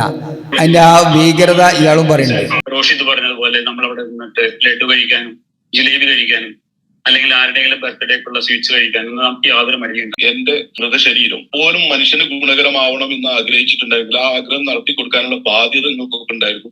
പക്ഷെ ആ ബാധ്യത നിങ്ങൾ പരിഗണിച്ചില്ല എന്ന് പറയുമ്പോൾ അത് സങ്കടപ്പെടുന്നത് തന്നെയാണ്. ഈ പുരോഗമനവാദികളായുള്ള മനുഷ്യർക്ക് ഈ അരാജകവാദികളായുള്ള മക്കൾ ജനിച്ചു കഴിഞ്ഞാൽ ഉണ്ടാവുന്ന ഒരു പ്രശ്നമായിട്ടാണ് എനിക്കതിൽ തോന്നിയത്. ഇയാളൊക്കെ റോഷിദിലിട്ട് ഒലുബാണ് എന്ന് പറയോ. ഈ ആനക്കയത്തിൻ്റെ മയ്യത്ത് മറവ് ചെയ്ത് 12 മണിക്കൂർ കഴിയുന്നതിന് മുമ്പാണ് സ്വന്തം മകനിട്ട് എന്തുകൊണ്ട് നിങ്ങൾക്ക് മെഡിക്കൽ കോളേജിൽ കൊടുത്തില്ല എന്ന് പറഞ്ഞത്? എന്തുകൊണ്ട് മെഡിക്കൽ കോളേജിൽ കൊടുത്തില്ല? മക്കൾക്ക് അവകാശമില്ല ഇതിലൊന്നും. ഇവർ പറയുന്ന പോലെ ചെയ്യാനാണ് ഈ മക്കള്. ഞാൻ മരിച്ചാൽ എന്ത് തീരുമാനിക്കണം എന്നുള്ള എൻ്റെ ഈ മോൻ തീരുമാനിക്കും, എൻ്റെ മറ്റേ മോൻ തീരുമാനിക്കും, എൻ്റെ മോള് തീരുമാനിക്കും. അത് ചോദ്യം ചെയ്യാൻ സമൂഹത്തിന് അവകാശമുണ്ടോ? നീ റോഷിദ് പറയുന്നത് കേട്ടാളി. നമുക്ക് എന്റെ ഒരു തീരുമാനം മാത്രമേ ചെയ്യാൻ പറ്റില്ല. അവർ രണ്ടുപേരും ഉള്ളതല്ലേ. അപ്പൊ ഞാൻ എന്റെ തീരുമാനമല്ലല്ലോ അവിടെ ചെയ്യേണ്ടത്. അവർ രണ്ടുപേർക്കും കൂടെ എന്താണ് ആഗ്രഹം എന്നാണ് ഞാൻ തീരുമാനമായിട്ട് എടുക്കേണ്ടത് എന്നുള്ള കാരണമാണ് ഞാൻ അങ്ങനെ പറഞ്ഞത് അവരോട്. പക്ഷെ എന്റെ അഭിപ്രായം എങ്ങനെയാണെന്ന് വളരെ ക്ലിയർ ആയിട്ട് അവരോട് പറഞ്ഞിരുന്നു. സ്ഥാപനോടും പറഞ്ഞിരുന്നു, ലേഖനടുത്തും പറഞ്ഞിരുന്നു. അയാളെ ചങ്ങായിയാണ് പോലും റോഷിദല്ലേ. ബോഡി മെഡിക്കൽ കോളേജിൽ പഠിച്ചപ്പോൾ അതിനെ നമ്മുടെ ഡിസ്റെസ്പെക്ട് ചെയ്തു എന്ന് പറയുന്നത് ദാറ്റ്സ് എ റിലീജിയസ് കൺസെപ്റ്റ്. അത്രേ ഉള്ളൂ. മരിച്ച ആളുടെ ബോഡിയുടെ റെസ്പെക്ട് കാര്യം. ഓക്കെ, എന്നെ സംബന്ധിച്ച് റാഷൻ ടെസ്റ്റ് ഒരു റിലീജിയസ് ആൾക്ക് അത് അതിൽ പല മാറ്റങ്ങളും ഉണ്ടാവും. എന്തിനാ ഈ മനുഷ്യന്മാരിട്ട് ഇങ്ങനെ ചീത്ത പറയണവര്? ഇവർക്ക് എന്താ അവകാശമുള്ളത്? ഒരാൾ മരിച്ച് 60-12 മണി കഴിയുന്നതിന് മുന്നേ അനുശോചനം എന്ന് പറഞ്ഞിട്ട് അയാൾ കുടുംബത്തിനെ അയാൾ മക്കളെയൊക്കെ ചീത്ത പറയാം. അതാണ് അനുശോചനം. ഇനിയിപ്പോൾ ഈ മരിച്ച ആൾക്ക് എന്തെങ്കിലും ന്യൂനത ഉണ്ട് നിൽക്കുക, അല്ലെങ്കിൽ ആ മക്കൾക്ക് എന്തെങ്കിലും ന്യൂനത ഉണ്ട് നിൽക്കുക, അത് പബ്ലിക് മൈക്കെട്ടി പറയുമോ? ആരെങ്കിലും പറയുമോ? നിങ്ങളെ വാപ്പ മരിച്ചാൽ ഞങ്ങൾ വന്നുകൊണ്ട് അവിടെ പരപ്പരാണ്ടി പരിപാടി നടക്കുക, എന്നിട്ട് ഇത് കണ്ട അവരൊക്കെ എന്താ ചെയ്തിക്കണെന്നറിയോ? അല്ലേ, ഉമ്മറിൻ്റെ ഒരാൾ മരിച്ച് ഞാൻ വയനാട്ടിൽ ചെന്നാണ് ബൈക്ക് കെട്ടി പറയാം, ഉമ്മർ എന്ത് മോശ വാപ്പാനോട് ചെയ്തതെന്നറിയോ? എന്തൊരു അക്രമമാണ് ചെയ്യണത്. എന്നിട്ട് ഈ കുട്ടി ഇങ്ങനെ ഇവരെ പേടിച്ച് നടക്കുക. എന്താ അവർക്ക് ചെലവിന് കൊടുക്കണത്? ഒന്ന് നല്ലോണം അധ്വാനിച്ച് യൂക്കയിൽ ഡോക്ടർ പണി എടുത്തിട്ടില്ല ജീവിക്കണേ, സാബുവിടെ ജീവിക്കണേ, മറ്റേ അഡ്വക്കറ്റ് ആയിട്ടല്ലേ. ഇവർ ഓസാരത്തിലാണ് ജീവിക്കണേ. ഇവർ ആ മനുഷ്യനെ ചൂഷണം ചെയ്യലേനാ സാമ്പത്തികമായിട്ട്. ആ മനുഷ്യനെ ഊറ്റി കുടിച്ചാൽ ദരിദ്രനായിട്ടില്ല ആ മനുഷ്യൻ മരിച്ചു പോയത്. എന്നിട്ടാ പറയണത് ഞാൻ എത്ര ചെയ്തില്ല, അത് ഇത് എന്താ പറയാ? മരിച്ച ദിവസമാണ് ഈ പറയുന്നത്. അത് പബ്ലിക് വേദിയിലിട്ട് സ്വകാര്യത ചോദിക്കല്ല. എന്തൊരു അക്രമം അത്! ഇതാണ് നാസ്തിക സംസ്കാരം. അതാണ് ഞാൻ രതീഷിനോടും പറയാനുള്ളത്. ബിക്കോസ് നമുക്ക് ഇതെല്ലാം സംസാരിക്കുമ്പോൾ എനിക്ക് വലിയ മാറ്റങ്ങളൊന്നും ഇല്ല. ഞാൻ ഇപ്പോഴും അങ്ങനെയൊക്കെ വിശ്വസിക്കുന്ന ഒരാൾ തന്നെയാണ്. പക്ഷെ അല്ലാണ്ട് എനിക്ക് കല്യാണം കഴിച്ചു ഞാൻ എൻ്റെ ആദ്യത്തെ ഭാര്യ ഒരു ഹിന്ദു ആയിരുന്നു. ഡിവോഴ്സ് ആയതിനു ശേഷമാണ് ഞാനൊരു നോർമൽ കല്യാണം, ഒരു മുസ്ലിമിനെ കല്യാണം കഴിച്ചത്. അപ്പം അത് വിചാരിച്ചിട്ട് നമുക്ക് മാറ്റങ്ങളൊന്നും ഇപ്പോഴും വന്നിട്ടില്ല. എന്നുവെച്ചാൽ ഈ റോഷിദ് പറയും ഞാനിപ്പോഴും നാസ്തികരാണെന്ന് പറയേണ്ട ഈ വീഡിയോയില് കുമ്പസരിക്കുകയാണ്. പണ്ട് ഞാൻ കേട്ടിട്ടുണ്ട് പള്ളിയിലെന്തോ കുറ്റം ചെയ്താലൊക്കെ പോയിട്ട് ക്രിസ്ത്യൻ പള്ളി കുമ്പസാറെന്നൊരു പറഞ്ഞ പരിപാടിൻ്റെ. അതുപോലെ നമ്മൾ അള്ളാഹുവിനോട് പ്രാർത്ഥിച്ച് നമ്മൾ തെറ്റുകൾ ഏറ്റുപറയുന്നുണ്ട്. ഇത് ഇവർ നാസ്തിക ദൈവങ്ങളായ ഇടമറുകിൻ്റെയും ഇവർ മുമ്പിൽ എന്താണ് കുമ്പസരിക്കുക. എൻ്റെ അടുത്ത് പറ്റിപ്പോയതാണ്, ക്ഷമിക്കണം. ആരവരെ ചെയ്തവന് മക്കളെ കാര്യങ്ങൾ തീരുമാനിക്കും. ഇവരവിടെ ചെലവിന് കൊടുക്കണേ. രണ്ടാമത്തെ മകൻ അയാൾ ഭാര്യനെ മൊഴിയിലില്ല, എന്താ പറയുക, ഡൈവേഴ്സ് ചെയ്തു. പിന്നീട് മാതാപിതാക്കൾ കുട്ടിയെ കല്യാണം കഴിച്ചു. അയാളും അതായത് അദ്ദേഹത്തിന് മാർച്ചോട്ട് ഉറപ്പിച്ച കാര്യം. അങ്ങനെ 3 മക്കളും ഈ അത് അദ്ദേഹത്തിനുണ്ടാക്കിയ മാനസിക പ്രയാസം വളരെ വലുതായിരുന്നു. ഇതെന്താ പറയുന്നത്? വാപ്പ സ്വത്ത് കൊടുത്ത് മക്കള് അയാൾ അംഗീകരിച്ചില്ല. അത് ഈ മക്കളെ കുറ്റം ഇങ്ങനെ പറയും. മക്കളെങ്ങനെ ചീത്ത പറയാ. മരിച്ച എന്നും പിറ്റേന്നൊക്കെയാണ് ഈ നടക്കണത്. യാതൊരു ഉറുപ്പുമില്ലാതെ. ഇങ്ങനെയുള്ളൊരു സംസ്കാരം. നിങ്ങൾക്ക് മനുഷ്യന്മാരല്ല നമ്മളൊക്കെ. നമുക്ക് ചിന്തിക്കാൻ കഴിയുമോ? ഒരു വാപ്പ മരിച്ച ദിവസം തന്നെ ഇങ്ങനെ ചീത്ത കേൾക്കുക നാട്ടുകാരെടുത്തെന്ന് വെച്ചാൽ ആരവർക്കാൻ? പിന്നെ ഇത് വലിയൊരു ആഗ്രഹമാണ് അദ്ദേഹത്തിന്റെ ഡെഡ് ബോഡി പള്ളിയിൽ കൊടുക്കണം എന്നുള്ളത്. കഴിഞ്ഞ 2 മാസം മുമ്പ് ഇതിനെ കണ്ടപ്പോൾ എന്നോട് പറഞ്ഞു ഇവരെന്നെ പറ്റിക്കുമെന്ന് എനിക്ക് തോന്നുന്നുണ്ട്. കാരണം ഇവരൊക്കെ ഞാനുമായിട്ട് അകൽച്ചയിലാണ് മക്കള്. എൻ്റെ അഭിലാഷങ്ങളൊന്നും അവർക്ക് അത്ര പ്രധാനമല്ല, എൻ്റെ ആഗ്രഹങ്ങളൊന്നും അവർ അത്ര കണക്കിലെടുക്കുന്നില്ല എന്ന്. ആൺകുട്ടികളെ ഉദ്ദേശിച്ചിട്ടോ എല്ലാവരും ഉദ്ദേശിച്ചിട്ടാണെന്നില്ല, അങ്ങനെ പറഞ്ഞു മൊത്തം. അപ്പൊ ഞാൻ പറഞ്ഞു അതായത് നമ്മളതിന് മുമ്പായിട്ട് ഒന്നും കൂടി ഇവരോടൊക്കെ ഒന്ന് ഊന്നി പറഞ്ഞാൽ മതി, എന്നാൽ അതങ്ങനെ നടന്നോളൂ, അത് പ്രശ്നമല്ല, അതിനെപ്പറ്റി നിങ്ങൾ ഉത്കണ്ഠപ്പെടണ്ട എന്നൊക്കെ ഞാൻ പറഞ്ഞു. എന്ന് വെച്ചാൽ ആനക്കയത്തിൻ്റെ ഉറ്റ സുഹൃത്തായ അബ്ദുല്ലലി പറയാണ് 2 മാസം മുമ്പ് കണ്ടപ്പോൾ എൻ്റെ ഡെഡ് ബോഡി, എൻ്റെ മൃതദേഹം, എൻ്റെ മയ്യത്ത് പള്ളിക്ക് വിട്ടുകൊടുക്കണമെന്നാണ് എൻ്റെ ആഗ്രഹം എന്ന് ഈ ഓൺലൈനിൽ തന്നെ പറയുന്നത്. അതെൻ്റെ മക്കൾ സമ്മതിക്കുമെന്ന് എനിക്കറിയില്ല. പക്ഷെ മക്കളെ സമ്മതിച്ച് അതിനായി നാസീറെല്ലാം കൂടി വട്ടിട്ട് ആക്രമിക്കണേ. അയാൾ സ്വന്തം സുഹൃത്താണ്. 2 മാസം മുമ്പാണ് പറഞ്ഞതെന്ന് പറയുന്നത്. ജബ്ബാർ പറയുന്നത് ഒരു കൊല്ലമായിട്ട് ബോധമില്ലാതെ എടുക്കുകയാണെന്ന്. ജബ്ബാറിൻ്റെ ഒരു മഹാനുണ. ജബ്ബാർ നേരത്തൊക്കെ പറഞ്ഞല്ലോ, ഒരു കൊല്ലമായി അയാൾക്ക് ബോധമില്ല. 2 മാസം മുമ്പ് ചെന്നപ്പോൾ വെന്റിലേറ്ററിലായിരുന്നു. എന്തൊക്കെ തോണിയാണ് പറയണത്? ഒരു മരിച്ചുപോയ മനുഷ്യനെ പറ്റി നേരത്തെ ജബ്ബാറിൻ്റെ ഭാഷനെ നമ്മളെടുത്ത് പറയുകയാണെങ്കിൽ അയാൾ ഉസ്മാലിനും പോലെയല്ലേ. ഞാൻ പറഞ്ഞത് ഉദ്ഘാടനത്തിന് അദ്ദേഹത്തെ ക്ഷണിച്ചതാണ്. നമുക്കറിയാം നവാബ് രാജേന്ദ്രൻ മരിച്ചത് ഓർക്കുന്നുണ്ടല്ലോ. തൃശ്ശൂർ മെഡിക്കൽ കോളേജിൽ അദ്ദേഹത്തിൻ്റെ ഡെഡ് ബോഡി വിട്ടുകൊടുത്ത് എന്താ ചെയ്തത്? അവർ അശ്രദ്ധമായി വെച്ച് ചീഞ്ഞ് നാറി. അപ്പോൾ ഇത് ഡോക്ടർമാരവിടെ പറയുന്നുണ്ട് ഡെഡ് ബോഡികൾ അനാദരവാണ്. ആ രണ്ടാമത്തെ ഡോക്ടർ പറയുന്നുണ്ട് കമ്മലിടും മാലയിടും. രണ്ടാമത്തെ ഡോക്ടർ പറയുന്നത് ഷെരീഫ് പറയേണ്ടത്. അങ്ങനത്തെ ധാരാളം അനുഭവങ്ങളുണ്ട് മെഡിക്കൽ കോളേജിൽ. നമ്മൾ ഈ പഠിച്ചുകൊണ്ടിരിക്കുന്ന സമയത്ത് ഇതുപോലെ കുറച്ച് കഴിയുമ്പോൾ നമുക്ക് ഇതിനോട് ഭയമൊന്നും ഇല്ലാണ്ട് വരുമ്പോൾ നമ്മൾ ഈ പറയുന്ന പോലെ പല പരിപാടികളൊക്കെ കാണിക്കും. ചിലപ്പോൾ ചിലവർ വന്നിട്ട് കമ്മലിട്ട് കൊടുക്കും ഈ ഡെഡ് ബോഡിക്ക്, പിന്നെ അതേപോലെ മാലയിട്ട് കൊടുക്കും, അല്ലെങ്കിൽ എന്തെങ്കിലുമൊക്കെ ഇതുപോലെ കാര്യങ്ങളൊക്കെ കാണിക്കും. അത്രയും അനാദരവാണ് മെഡിക്കൽ കോളേജിൽ നടത്തുന്നതെന്ന് കൃത്യമായിട്ട് പറയാണ്. എന്നിട്ട് അതിന് മക്കൾ സമ്മതിച്ചില്ല. അത് ഡോക്ടറായ മോനും അറിയാലോ ഇതിപ്പോൾ എന്തൊക്കെ ചെയ്യണമെന്ന്. അതിലാണ് ഈ നാസ്തികരെല്ലാം കൂടി വന്ന് തെറി പറയുന്നത്. മാത്രമല്ല കുടുംബത്തിലിടപെട്ട് കുടുംബത്തിൻ്റെ എന്തൊക്കെ പ്രശ്നങ്ങൾ എന്തെങ്കിലും ഉണ്ടാവും. കുടുംബത്തിൽ വാപ്പിയും മക്കളും ഭാര്യയും ഒക്കെ ചെറിയ ചെറിയ പ്രശ്നങ്ങൾ ഉണ്ടാവും. എല്ലാ കുടുംബത്തിലും ഉണ്ടാവും, ചിലയിടത്തും ഉണ്ടാവില്ല. ഉണ്ടെങ്കിൽ അതിങ്ങനെ പബ്ലിക് അയാൾ മരിച്ചതിന് ശേഷം എങ്ങനെയാണെന്ന് പറയുന്നത് നടക്കില്ല. അങ്ങനെയുള്ളൊരു സ്വഭാവം, അങ്ങനെയുള്ളൊരു സംസ്കാരം. ഇത് നമുക്കറിയാലോ. നമ്മളെ നേരെ മുമ്പിലുള്ള സെൻട്രൽ ജുമാ മസ്ജിദാണ് അല്ലേ?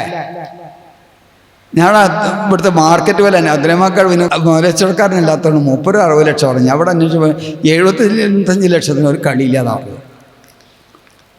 ഇവിടെ ഈ ഭൂമിക്ക് ഈ റോഡ് സൈഡിലാണ്. അപ്പോൾ ഈ സെൻട്രൽ മസ്ജിദ് ജുമാ മസ്ജിദ് നമുക്ക് എല്ലാവർക്കും അറിയാം. നേരെ ഇറങ്ങുന്ന പള്ളിക്കാണ്. ആ പള്ളിയിൽ നിന്നല്ലേ നമ്മളിപ്പോൾ നിസ്കരിച്ചത്. 75 ലക്ഷം റുപ്യാണ് ഒരു സെൻറ്റ് സ്ഥലത്തിൻ്റെ വില. ഇത് ഖബർസ്ഥാനുകളാണ് കേട്ടോ. ഇനി നമുക്ക് നോക്കാം.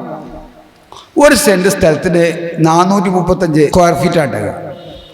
ഈ 435 സ്ക്വയർ ഫീറ്റിൽ ഞങ്ങളുടെ നാട്ടിലൊക്കെ സ്ഥലം ഇല്ലാത്തതുകൊണ്ട് ഒരു 18 കബർ പോകും. ഇവിടെ സെൻട്രൽ മസ്ജിദ് നോക്കുമ്പോൾ ഒരു 15 കബർ പോകും.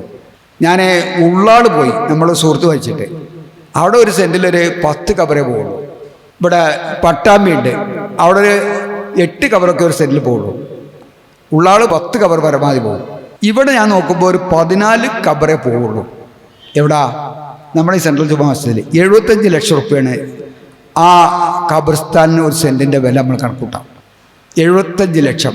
18 കബർ പോവുകയാണെങ്കിൽ എന്നപ്പോൾ ഞാൻ ആ കബർ പോയി നോക്കിയത് ഇവിടെ. അപ്പോഴാണ് ഞാൻ ഈ വില മാറ്റിയത്. 4,16,000 റുപ്യ ആവും. ഇത് 18 കബർ പോവുകയാണെങ്കിൽ 5 ലക്ഷം റുപ്യ ആവും ഇവിടെ കബർ വെക്കാനുള്ള സ്ഥലത്തിന്. ഈ പള്ളിക്കല് സെൻട്രൽ ജുമാ മസ്ജിദിൽ ഒരു മയ്യത്ത് വെക്കണ ഖബറിന് 5 ലക്ഷം റുപ്യ ചെലവ് വരും. അത് നമുക്ക് ഇവിടെ ഒരു 100 റുപ്യ വരിസംഖ്യ കൊടുക്കണ്ട. നിങ്ങളൊക്കെ 50 കൊടുക്കണ്ട. 50 റുപ്യാണ് ഇവർ ഒരു മാസം വരിസംഖ്യ കൊടുക്കണം. അപ്പോൾ എത്രയായി? 600 റുപ്യ ഒരു കൊല്ലത്തിന്. ഒരു 4 മക്കളുള്ള ഒരു കുടുംബത്തെ പറ്റി നമ്മൾ ആലോചിക്കാം. 6 ആള്. ഒരാൾ പരമാവധി വരിസംഖ്യ കൊടുത്താൽ ഒരു 40 കൊല്ലം കൊടുക്കും. അത് വലുതായി പെണ്ണിട്ടിട്ട് ഒരു കുടുംബമായിട്ടല്ലേ കൊടുക്കുള്ളൂ. പരമാവധി കൊടുത്താൽ 40 ലക്ഷം. അപ്പോൾ അയാൾക്കും മക്കൾക്കും മരക്കും എല്ലാം കൂടി എത്ര വേണ്ടി വരും? എത്ര കബർ വേണ്ടി വരും? ഒരു 15 കബർ. അപ്പോൾ എത്രയായി? ഒരു സെൻറ്റ് സ്ഥലം ഓൽക്കുമാണോ? ഒരു കൊല്ലം 600 റുപ്യ വെച്ചിട്ട് 40 കൊല്ലം കൊടുത്ത് എത്രയായി? 24,000 ഉലുവയാണ് നമ്മൾ കൊടുക്കുന്നത്. എത്ര? 24,000 ഉലുവ ആർക്കെ സെറ്റിൽമെന്റ് കൊടുക്കുന്നത്. എത്ര നമുക്ക് കിട്ടണത്? 75 ലക്ഷം. മക്കൾ കൂടുതലുണ്ടെങ്കിൽ അതിനേക്കാളേറെ സ്ഥലം വേണം. 5 മക്കളിലോട്ട് ഞാൻ 4 മക്കളിലോട്ട് ഈ പറയണത്.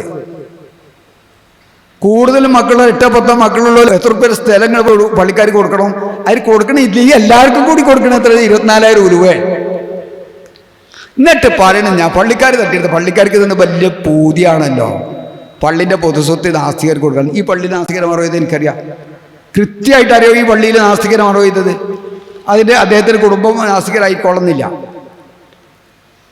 ഇപ്പോഴും അറിയാം ഇവിടെ നാസ്തികരുണ്ടെന്ന്, നാസ്തിക നേതാക്കന്മാർ. നിങ്ങളൊന്ന് ആലോചിച്ച് നോക്കി, ഈ സാമൂഹ്യ സംവിധാനം ഇത് നമ്മൾ ഈ സെൻട്രൽ ജുമാ മസ്ജിദ് മാത്രമല്ല, കേരളത്തിലും ഇന്ത്യയിലും ലോകത്തും ഒക്കെ ഇതാണ് സ്ഥിതി. നമ്മളൊന്നും കൊടുക്കണില്ല. പല പള്ളിയിലും ഒരു വരിസംഖ്യയില്ല. ഞങ്ങളുടെ പതിനെങ്കിൽ പള്ളിയുണ്ട് പരപ്പനങ്ങാടി, ഒരു വരിസംഖ്യ അവിടെ ഇല്ല. ഒരൊറ്റ ഉറപ്പ് വരിസംഖ്യ കൊടുക്കണ്ട അല്ലേ? ആ പരപ്പനങ്ങാടിക്കാരനാണ് അല്ലേ? നിങ്ങൾ മഹല്ലതല്ലേ? ഷഫീഖിന്റെ മഹല്ല് പതിനെങ്കിൽ മഹല്ലാണ്.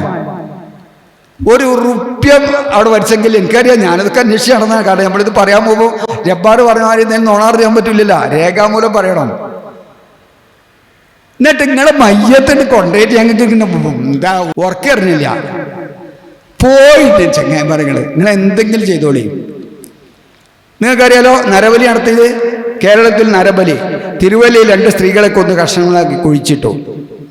കേരളത്തിൽ നരബലി തിരുവല്ലയിൽ 2 സ്ത്രീകളെ തലയിരുത്ത് കൊലപ്പെടുത്തി 3 പേർ പിടിയിൽ. മാരിടം അറുത്തെടുത്തു, ശരീരം 56 കഷ്ണങ്ങളാക്കി ബക്കറ്റിൽ നിറച്ചു, മാംസം ഭക്ഷിച്ചു. കേരളം നടുങ്ങിയ നരബലി ഓർമ്മണ്ടല്ലോ, മറന്നിട്ടില്ലാരും. ഒടുവിൽ പാർട്ടി സ്ഥിരീകരിച്ചു നരബലി കേസിലെ പ്രതി ഭഗത് സിംഗ് CPM പ്രവർത്തകൻ. നാസ്തികത്തിന് വേണ്ടിയിട്ട് പ്രവർത്തിക്കുന്ന നാസ്തിക പാർട്ടിയുടെ പ്രവർത്തകൻ. ഇനി വേറൊരു ഷിയാബുണ്ടേനി, ഓം പറഞ്ഞത് ഞാൻ ദൈവത്തിലൊന്നും വിശ്വാസമില്ലാത്തവരാണെന്ന്. നരബലി ആഭിചാരക്രിയക്കോ അവയവ വ്യാപാരത്തിനോ അന്വേഷണം പുതിയ തലത്തിലേക്ക്. ചിലപ്പോൾ അതിനാവും ഈ നാസ്തികത ചെയ്തിട്ടുണ്ടാകുക, മിക്കാരും ബാക്കി നിന്നാനോ. അതാണ് നമുക്ക് നോക്കിയിട്ട് കാണാനുള്ളത്. നാസ്തികർ ശവം തിന്നൂന്ന്. ഇനി അവസാനത്തെ സ്ലൈഡിലൂടെ ഇത് കണ്ടാളേ. ഞാനും കരുതുന്നത് മനുഷ്യമാംസം ഭക്ഷിക്കാമെന്നാണ്. പക്ഷെ മനുഷ്യനെ കൊല്ലുന്നത് ഭക്ഷിക്കാൻ പറ്റില്ല. കാരണം അതുകൊണ്ട് ജീവനുള്ള മനുഷ്യനല്ല, മനുഷ്യൻ മരിച്ചു കഴിഞ്ഞാൽ ഉടനെ വെട്ടി നിർത്തി ഇറച്ചിയാക്കി പാക്ക് ചെയ്ത് കഴിക്കുന്നതിൽ എന്താ കുഴപ്പം? എനിക്ക് കിട്ടിയതാണ് ഒരു കുഴപ്പം. പക്ഷെ ഒരാളെ കൊന്ന് കഴിക്കണ്ട. കാരണം അത് നമ്മുടെ തന്നെ നീതിബോധത്തിനും നൈതികതയ്ക്കും എതിരായതാണ്. അല്ലാതെ ഇപ്പൊ മാംസത്തിന് വ്യത്യാസമില്ല. എന്ന് വെച്ചാൽ ശവം തിന്നാന്നാണ് മൂപ്പര അഭിപ്രായം. അതിനെന്താ വെച്ചാൽ ഒന്നായിട്ട് തിന്നിട്ടാക്കണ, വെട്ടി നോക്കി പിടിച്ചിൽ വെച്ചാളിന്ന്, ഫ്രീസറിൽ വെച്ച് തിന്നോളിന്ന്. പക്ഷെ അയാൾ ഒരു കണ്ടീഷൻ പറയണ്ട കേട്ടോ. അത് പബ്ലിക്ക് പറയുമ്പോൾ അങ്ങനെ പറയാൻ പറ്റുള്ളൂ. എന്താണ്? നിങ്ങൾ കൊന്ന് തിന്നരുത്, ചത്തതേ തിന്നാൻ പാടുള്ളൂ. നിങ്ങൾ കൊന്നു തിന്നണ്ട, മനുഷ്യനെ കൊന്നു തിന്നണ്ട. മനുഷ്യനെ ചത്തിട്ട് വെട്ടി നോക്കി പിടിച്ചിൽ വെച്ച് പൊരിച്ചിട്ടും അച്ചാറിട്ടും. ഇവിടെ അങ്ങനെയല്ലേ ഇത് ഒലന്തൂരിൽ അച്ചാറിട്ടിക്കണേ, പൊരിച്ചിക്കണ്, ചുട്ടിക്കണ്. എന്താ സുഖം? നിങ്ങൾക്കതാ നല്ലത്, നിങ്ങൾക്കതാ നല്ലത്. ശവം തിന്നോളികളെ, ശവം തിന്നോളി. ശവം തിന്നാൻ ഞാൻ വെറുതെ പറയല്ല. എന്നിട്ട് ഞങ്ങൾ പള്ളിയിൽ മറവ് ചെയ്യണത് തെറ്റാണെന്നറിയാം. ഇവിടുത്തെ മഞ്ചേരിക്കാരൊരു കോമാളി ഉണ്ട്, അവന് ഞാൻ പരിഗണിക്കാതിരിക്കുകയാണ്. യൂട്യൂബിലും ഫേസ്ബുക്കിലും വന്ന് പറഞ്ഞിട്ടുണ്ട് എൻ്റെ ശവം ഈ സെൻട്രൽ ജുമാ മസ്ജിദ് അടക്കണം എന്ന് ഞാൻ ഇപ്പോൾ പറയണം. പണ്ട് എനിക്ക് അങ്ങനെ അഭിപ്രായമില്ലേ, കോമാളിയാണോ? എന്തിനാ ഒരു അപ്രസക്തനെ നമ്മൾ മാർക്കറ്റ് ചെയ്യേണ്ട കാര്യം? അതുകൊണ്ട് അവനെ ഞാൻ പരിഗണിക്കുന്നില്ല. ഇത് എന്താണെന്ന് എനിക്ക് അറിയില്ലേ? ആനക്കയത്തേരുണ്ടെങ്കിൽ അറിയാം.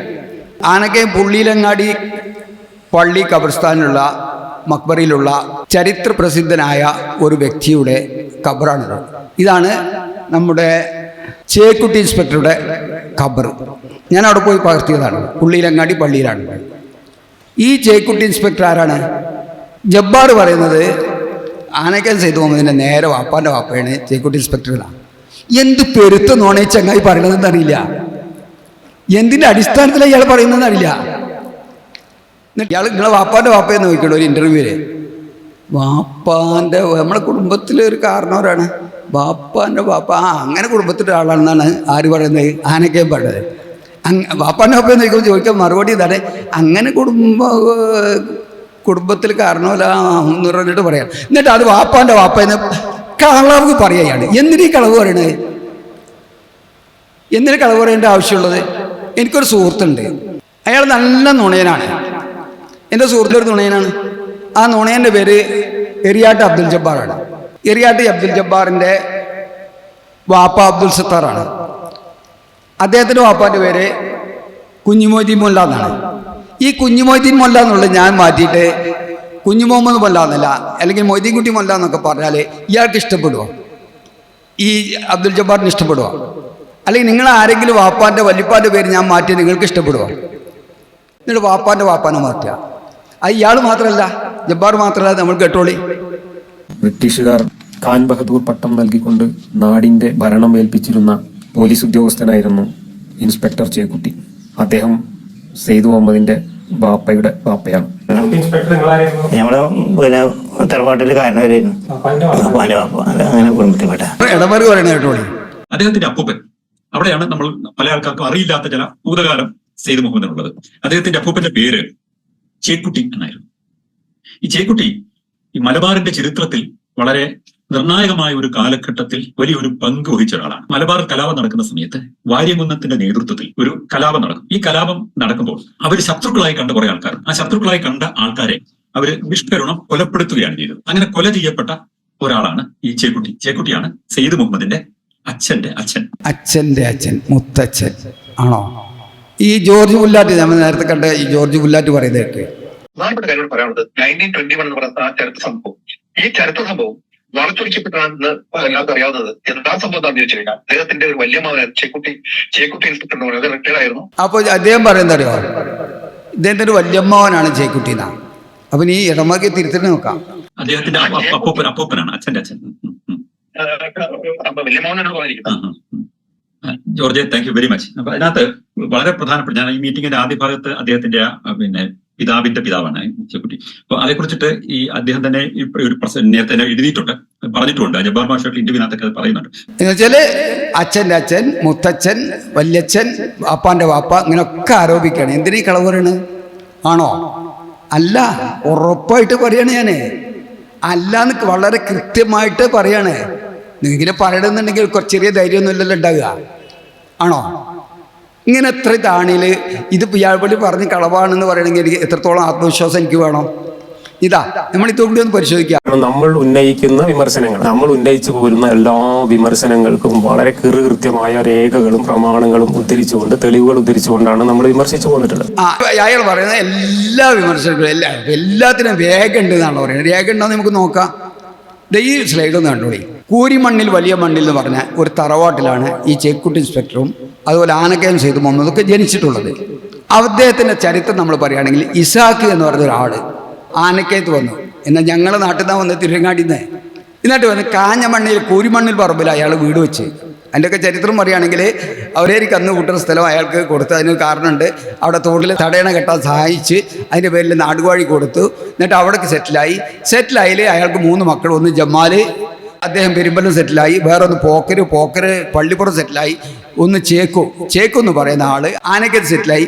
ആനക്കയം സെറ്റിലായ ചേക്കുവിൻ്റെ മക്കൾ കൂരിമണ്ണിൽ വലിയ മണ്ണിൽ എന്ന പേരിൽ അറിയപ്പെട്ട് അദ്ദേഹത്തിൻ്റെ മകൻ മുഹമ്മദ്, ഇസാഖിന്റെ മോൻ ചേക്കുവിന്റെ മകൻ മുഹമ്മദിന്റെ മകനാണ് ഈ ചേക്കുട്ടി ഇൻസ്പെക്ടർ. എന്നാ സെയ്ദ് മുഹമ്മദ് ആയിരുന്ന അദ്ദേഹത്തിന്റെ 4ാമത്തെ സഹോദരൻ അഹമ്മദ് കുട്ടി കല്ലേകൽ എന്ന് പറയുന്ന ആളെ മോനാണ്. അഹമ്മദ് കുട്ടി കല്ലേകൽ എന്ന് പറയുന്ന ആളെ മോനാണ് ഈ സെയ്ദ് മുഹമ്മദ്. ഇനി മുഹമ്മദ് താവഴി ചേക്കുട്ടി ഇൻസ്പെക്ടർ മുഹമ്മദ് ചേക്കുട്ടി, അത് വേറൊരു മുഹമ്മദാണ്.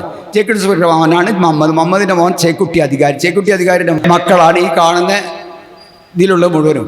കേട്ടില്ല? ഈ കാണുന്ന മുഴുവനും ചേക്കുട്ടി അധികാരിയുടെ മക്കളാണ്. അതിലെവിടെ സെയ്ദ് മുഹമ്മദ് എന്നൊരു പേര് നമുക്ക് തിരഞ്ഞാൽ കാണൂല.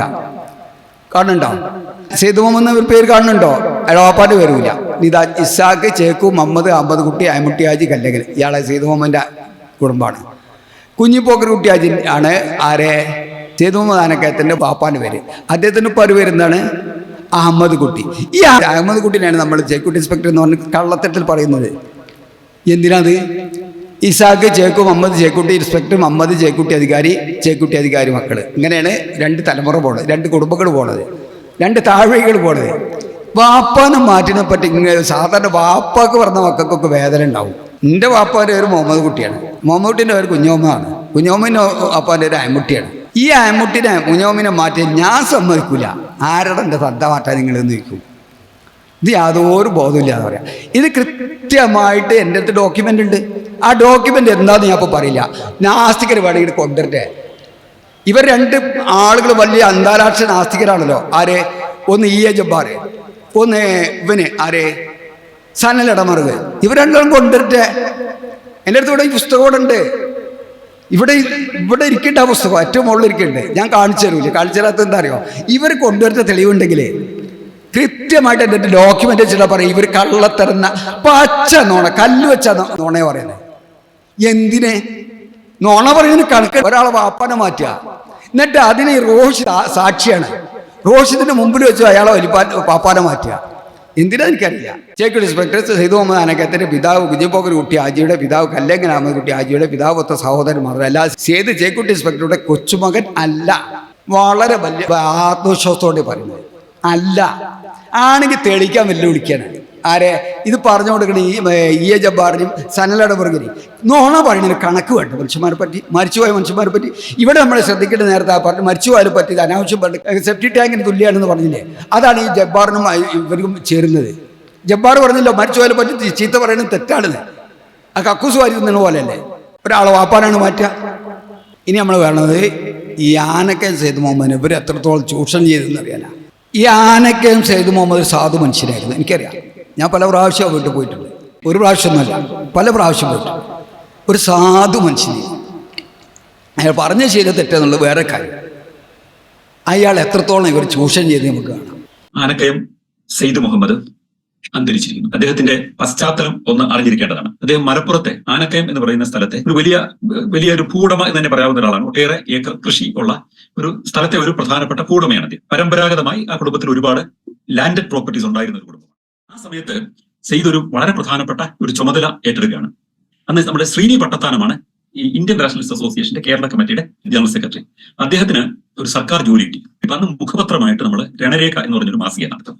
ഈ കേരളത്തിലെ ഇന്ത്യൻ നാഷണലിസ്റ്റ് അസോസിയേഷൻ മുഖപത്രമായിട്ട് നടത്തുന്ന മാസിക. അപ്പൊ അത് ശ്രീനിയാണ് നടത്തിക്കൊണ്ട് പോകുന്നത്.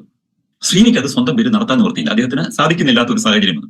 അപ്പൊ ഇത് എവിടെ ആരിത് പ്രസിദ്ധീകരിക്കും എന്നുള്ള ഒരു ചർച്ച വരുന്ന സമയത്ത് അന്ന് സെയ്ദ് എനിക്ക് എഴുതിയാണ്, എന്നെ ഒന്ന് സഹായിക്കാമെങ്കിൽ, എഡിറ്റിംഗ് കാര്യങ്ങളൊക്കെ ഒന്ന് ചെറിയൊരു സഹായം കിട്ടുമെങ്കിൽ ഞാനത് ഇവിടെ നിന്ന് ആനക്കയത്ത് നിന്ന് പ്രസിദ്ധീകരിച്ചോളാം എന്ന് പറയാണ്. അതായത് സർപ്രൈസിങ്. അപ്പൊ അദ്ദേഹം പറഞ്ഞു അതിന് സാമ്പത്തികമായി ഇത്തരം ഒരു മാസികയ്ക്ക് വലിയ വരുമാനമൊന്നും ഉണ്ടാവില്ല, നഷ്ടമേ മാസം തോറും ഉണ്ടാവുള്ളൂ എന്ന് എനിക്കറിയാം. അതൊക്കെ കൃത്യമായി അറിഞ്ഞുകൊണ്ടാണ് പറയുന്നത്. അതിന് എന്ത് നഷ്ടം വന്നാലും അത് ഞാൻ വഹിച്ചോളാം എന്നാണ് അദ്ദേഹം പറയുന്നത്. എന്നുവെച്ചാൽ എന്ത് നഷ്ടം വന്നാലും സെയ്ദ് മുഹമ്മദ് സഹിച്ചോളാം. അദ്ദേഹം ആ ചെലവൊക്കെ എടുത്ത് ആ സംഭവം നടത്തി.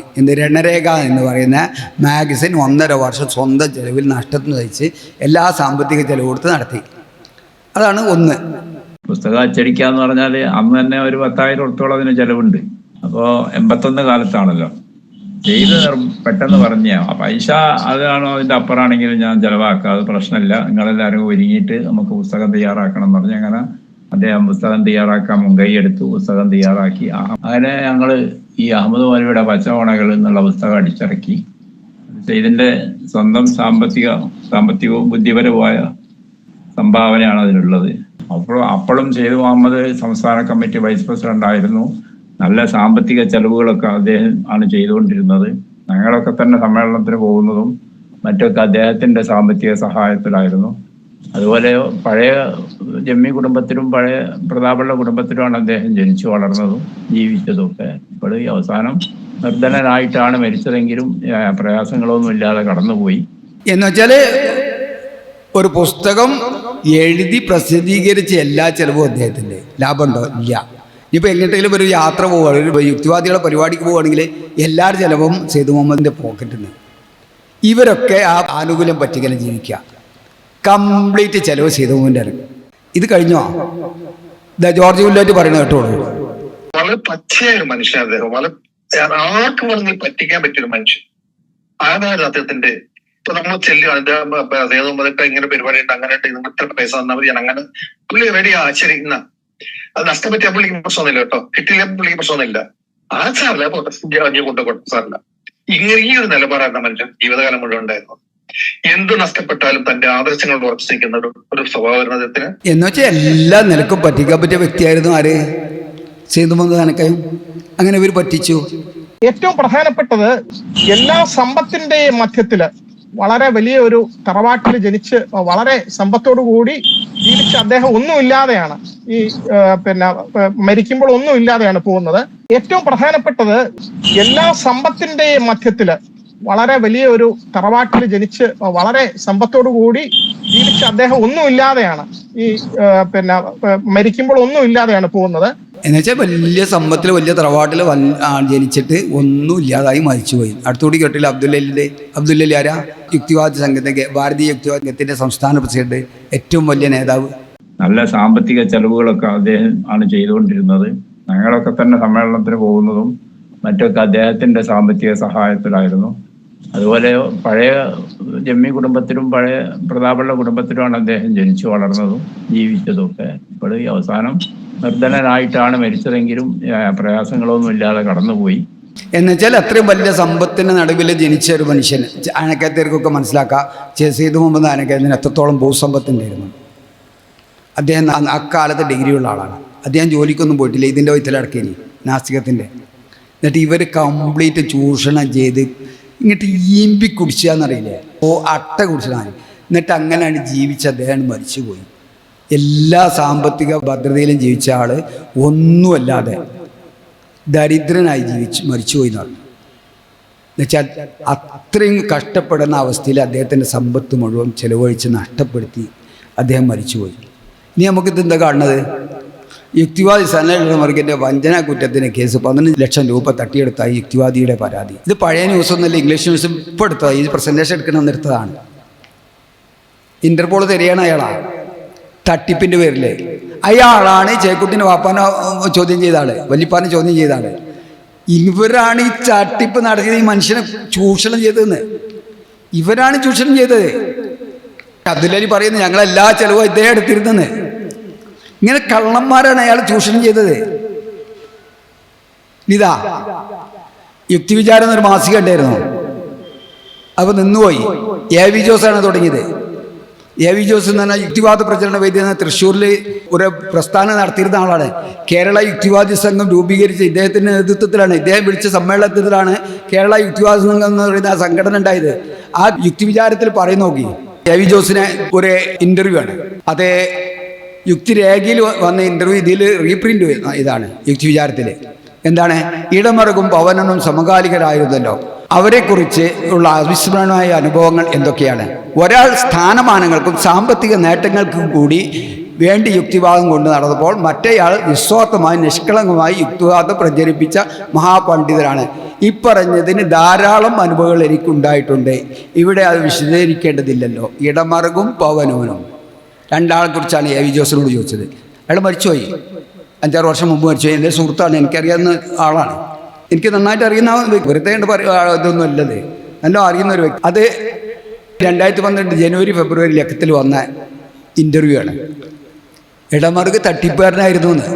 കേരളത്തിൻ്റെ വിപ്ലവ നാസ്തിക പ്രസ്ഥാനത്തിൻ്റെ തലതൊട്ടപ്പനായി വാഴ്ത്തപ്പെടുന്ന ഇടമറുക് യുക്തിവാദത്തെ പോക്കറ്റ് വലുതാക്കാൻ ചെലവാക്കിയെന്ന് നിസ്വാർത്ഥമായി 25 കൊല്ലം യുക്തിവിചാരം നടത്തിയ ആ മനുഷ്യൻ പറയാണ്. എത്ര വലിയ തട്ടിപ്പാണിത്! നാസ്തികത എന്നാണ് തട്ടിപ്പാണ്. ഇത് വേണ്ട, എൻ്റെ ഫോട്ടോ ആണത്. മറ്റേതാണെന്ന് വെച്ചാൽ കലാനാഥൻ മാഷാണ്, അറിയാലോ, വള്ളിക്കുന്ന് പടുത്ത് മരിച്ചുപോയ എൻ്റെ നല്ല സുഹൃത്താണ്. പല പ്രാവശ്യം ഞാൻ വീട്ടിൽ പോയിട്ടുണ്ട്. ഇല്ല, ബാക്കിൽ ജാഫർ എടുക്കണം. ആ ജാഫർ എടുത്ത ഫോട്ടോ ആണ് ഞാൻ തോൾ കയ്യച്ച് കൊടുക്കുന്നത്. ആ ഫോട്ടോ എടുത്ത ആൾ ഇവിടെ ഉണ്ട്, മരിക്കുന്നത് 2 വർഷം മുമ്പ്. ഞാൻ അദ്ദേഹത്തോട് ഒരു കാര്യം ചോദിച്ചു. പലപ്പോഴും പല പുസ്തകങ്ങളും പല ലേഖനങ്ങളും അങ്ങോട്ടൊക്കെ എനിക്ക് വലിയ ഉപകാരം ചെയ്തിരുന്ന ആളാണ്, പുസ്തകങ്ങളൊക്കെ തന്ന് സഹായിച്ചിരുന്നത്. അയാളത്തെ ചോദിച്ച് ഇടമറുകിൻ്റെ ഒരു ജീവചരിത്രമില്ല, അതൊന്ന് കിട്ടുമോ എന്ന് ചോദിച്ചു. കുറേ തട്ടിപ്പുകൾ പഠിക്കാൻ തന്നെയാണ്, വേറെ ഒന്നുമില്ല. അപ്പോൾ കലാനാഥൻ പറഞ്ഞ എന്താ, എന്തിനാ ഞാൻ അവൻ്റെ പുസ്തകം വെച്ച് കൊണ്ട് നടക്കണം, ഞാൻ എന്തിനാ വായിക്കണമെന്നാണ് ദേഷ്യം പിടിച്ചിട്ട്. അത്രയും ദേഷ്യമായിരുന്നു ഈ ഇടമറുകിൻ്റെ തട്ടിപ്പുകൊണ്ട് സാധാരണ യുക്തിവാദികൾക്ക്, നാസ്തികർക്ക്. ഇതാ ഇപ്പോഴത്തെ ഒരു സാധനമുണ്ട്, ആരെ? രവിചന്ദ്രൻ സി. അയാളോ? അയാൾ ഭൂലോക തട്ടിപ്പേനി. ഇതാ നാസ്തികനായ ദൈവത്തിന് നാരിയെ കളിയുക. നാസ്തികനായ ദൈവം എന്ന് പറഞ്ഞാൽ രവിചന്ദ്രൻ. പാട്ടൊന്ന് കോഴിക്കോട്ടെ ലിറ്റ്മസ് 19 സെമിനാറിന് പണം സംഭാവന വരിക്കാൻ ഉഡായിപ്പുകളുടെ മാരക വേർഷൻ കാണിക്കാൻ ഗ്രീൻ റൂം എന്ന എക്സിക്യൂട്ടീവുകൾ മാത്രമുള്ള രഹസ്യ ഗ്രൂപ്പിൽ വ്യക്തരെ ആഹ്വാനം ചെയ്തുകൊണ്ട് ദൈവം പോസ്റ്റ് ഇടുന്നു. ഇതാണ് ആ പോസ്റ്റ്. എന്താണ്? നാസ്തികനായ ദൈവത്തിൽ ജോർജ് കുട്ടി പോസ്റ്റ് ഇട്ടപ്പോൾ അതിൻ്റെ കീഴിൽ വന്ന് ചെറുതായി ചൊരിയുകയും മാന്തുകയും വേണം എന്ന നിർദ്ദേശം ഈ ഗ്രൂപ്പ് വേണ്ട രീതിയിൽ പരിഗണിച്ചില്ല എന്ന് വ്യക്തം. അതേസമയം അനാവശ്യമായ കാര്യങ്ങളൊക്കെ പിന്നാലെ പോയി ധാരാളം ഊർജവും സമയവും ശ്രദ്ധയും പാഴാക്കുകയും ചെയ്തു. ഫലമാകട്ടെ ജോർജ് കുട്ടി പോസ്റ്റ് മന്ദീഭവിച്ചു. ജോർജ് കുട്ടി തന്നെ ആരാന്നറിയോ? ഒരു വ്യക്തിയല്ല. ഇത് പൈസ. എന്നിട്ട് അവിടെ ഡ്യൂപ്പുകൾ വന്നിട്ട്, ഫേക്കുകൾ വന്നിട്ട്, ഞാൻ 10,000 കൊടുത്ത്, ഞാൻ 5,000 കൊടുത്ത്, ഞങ്ങൾ ഇത്ര ആൾ ചേർന്ന് മറ്റാൾ ചേർന്ന് പറഞ്ഞിട്ട് തട്ടിപ്പിലൂടെ പൈസ ഉണ്ടാക്കാം. ഇതാണ് നാസ്തികരുടെ തട്ടിപ്പ്. അതിനൊന്നും നിന്ന് കൊടുക്കാതെ ഇവർക്കൊക്കെ വഞ്ചിക്കാൻ നിന്ന് കൊടുത്ത ഒരു സാധു മനുഷ്യനായിരുന്നു ആര്? ആനക്കയം സെയ്ദ് മുഹമ്മദ്. നീ വേറെ സാധനം കണ്ടോളി. മദ്യപിക്കരുത്, മോഷ്ടിക്കരുത്, വ്യഭിചരിക്കരുത് തുടങ്ങിയ അരുതുകൾ മതപരമായ വിലക്കുകളാണ്. മതപരമായ അത്തരം വിലക്കുകൾ മതാനുയായികളെ ഉദ്ദേശിച്ചുണ്ടാക്കിയുള്ള അരുതുകളുടെ അതിര് ലംഘിക്കുന്നവർക്ക് സ്വർഗ്ഗരാജ്യം നഷ്ടപ്പെടുമെന്ന് മാത്രമല്ല നല്ല ശിക്ഷയും ലഭിക്കും. മരണാനന്തര ജീവിതം സുഖകരമായിരിക്കാൻ ഇത്തരം ചില വ്രതങ്ങൾ അനുഷ്ഠിക്കണമെന്നാണ് മതങ്ങൾ പഠിപ്പിക്കുന്നത്. യുക്തിവാദിയുടെ സാമൂഹ്യ വീക്ഷണം. മോഷ്ടിക്കണത് തെറ്റല്ലാന്ന്. അപ്പം ഇനിയിപ്പോൾ മറ്റുള്ളവരൊക്കെ ഇയാളെ ചൂഷണം ചെയ്തതിന് ഈ സാധു അങ്ങനെ പെട്ടുപോയി. സാധുവിനെ പറ്റ ദരിദ്രനാക്കിയാണ് മരിപ്പിച്ചു വിട്ടു. അവസാനം മരുന്നിന് മക്കൾ കൊടുക്കേണ്ടി വന്നു. മരുന്നിന് മക്കൾ ആശ്രയിക്കേണ്ടി വന്നു. കാരണം അത്രയും സമ്പത്തുള്ള ഒരാളെ. വല്ലാത്തൊരു അവസ്ഥയല്ലത്. ഇതിവിടെ സ്ലൈഡ് അവസാനിച്ചിരിക്കുകയാണ്. ഏതായാലും ഇത്രയും നേരം ഇവിടെ കേട്ട എല്ലാവർക്കും നന്ദിയുണ്ട്. പക്ഷെ ചില കാര്യങ്ങൾ ഇവിടെ പറഞ്ഞ ഓരോ കാര്യങ്ങൾക്കും വ്യക്തമായി ഡോക്യുമെൻ്റ് വെച്ചിട്ടാണ് ഞാൻ സംസാരിച്ചിട്ടുള്ളത്. അല്ലാതെ വെറുതെ നാസ്തികത തള്ളണ പോലെ തള്ളല്ല, നുണയല്ല. ഒരാരോപണം പോലും, ആരോപണം എന്ന് പറഞ്ഞാൽ അറിയാലോ, ഇല്ലാത്ത കാര്യം ആരോപിക്കുക, അതല്ല. ഇത് വസ്തുതകളാണ് പറഞ്ഞത്. എനിക്ക് ഉറപ്പുണ്ട് ഇതൊരു വെല്ലുവിളിയായിട്ട് നിങ്ങൾക്ക് ആർക്ക് നാസ്തികർക്ക് വേണമെങ്കിലും എടുക്കാം. എന്തേ, നല്ല കാര്യമല്ലേ? നല്ല കാര്യമല്ല അത്? വെല്ലുവിളിയായിട്ട് എടുത്തോളി. ഈ നുണ പറഞ്ഞുകൊണ്ട് കിടക്കണം മനുഷ്യന്മാരെ പറ്റി. സങ്കടം ഉണ്ട് ഇങ്ങനെയൊക്കെ പറയണേല്. ഏതായാലും സമയത്ത് നിർത്താനൊരു കുറേ സ്ലൈഡ് സ്കിപ്പ് ചെയ്തിട്ട് വിശദീകരണം കുറച്ചിട്ടാണെങ്കിലും സമയത്ത് നിർത്താൻ പറ്റിയത് വലിയൊരു കാര്യമാണ്. കാരണം 6:45 മഗ്‌രിബാണ്, 6:35 അവസാനിപ്പിക്കുകയാണ്. ഇവിടെ പങ്കെടുത്ത എല്ലാവർക്കും നന്ദി പറയുന്നു. ഇതിനെ വിമർശിക്കാൻ എല്ലാവർക്കും സ്വാതന്ത്ര്യമുണ്ടായിരിക്കും. എൻ്റെ നമ്പർ ഇവിടെ പറയാം: 94 95 18 33 32. അതുപോലെ എൻ്റെ ഫേസ്ബുക്ക് ID ഇവിടെ ടൈപ്പ് ചെയ്യുക. ഫേസ്ബുക്ക് ID ടൈപ്പ് ചെയ്യില്ല, പറയാം അലി ചെമ്മാടാണ് യൂസർ നെയിം. എൻ്റെ യൂട്യൂബ് ചാനലും അലി ചെമ്മാട് എന്നാണ്. നിങ്ങൾക്ക് അവിടെ കമൻ്റായിട്ടോ, വാട്സപ്പും 94 95 18 33 32. ഏവർക്കും വന്ന് എൻ്റെ അഭിപ്രായം പറയാം, ഒരു പ്രശ്നവുമില്ല. തെറിയാണെങ്കിൽ തെറിയും പറഞ്ഞോളി, പക്ഷെ അത് വാട്സപ്പിൽ വരരുത് മാത്രം, പബ്ലിക്കായി പറഞ്ഞോളി. അതുകൊണ്ട് ആർക്ക് വേണമെങ്കിലും എന്തും പറയാം. തെറി പറയണത് വാട്സപ്പ് പറയരുത്, പറയണത് പബ്ലിക് സ്പേസ് പറയണം. എന്നാലും എല്ലാവർക്കും നിങ്ങൾ മനസ്സിലാവുള്ളൂ. അതിലിവിടെ അവസാനിക്കണം. എന്നെ കേട്ടതിന് നന്ദി. വാഹിർ ദവാന അനിൽ അൽഹംദുലില്ലാഹി റബ്ബിൽ ആലമീൻ. അസ്സലാമു അലൈക്കും വറഹ്മത്തുള്ളാഹി വബറകാതുഹു.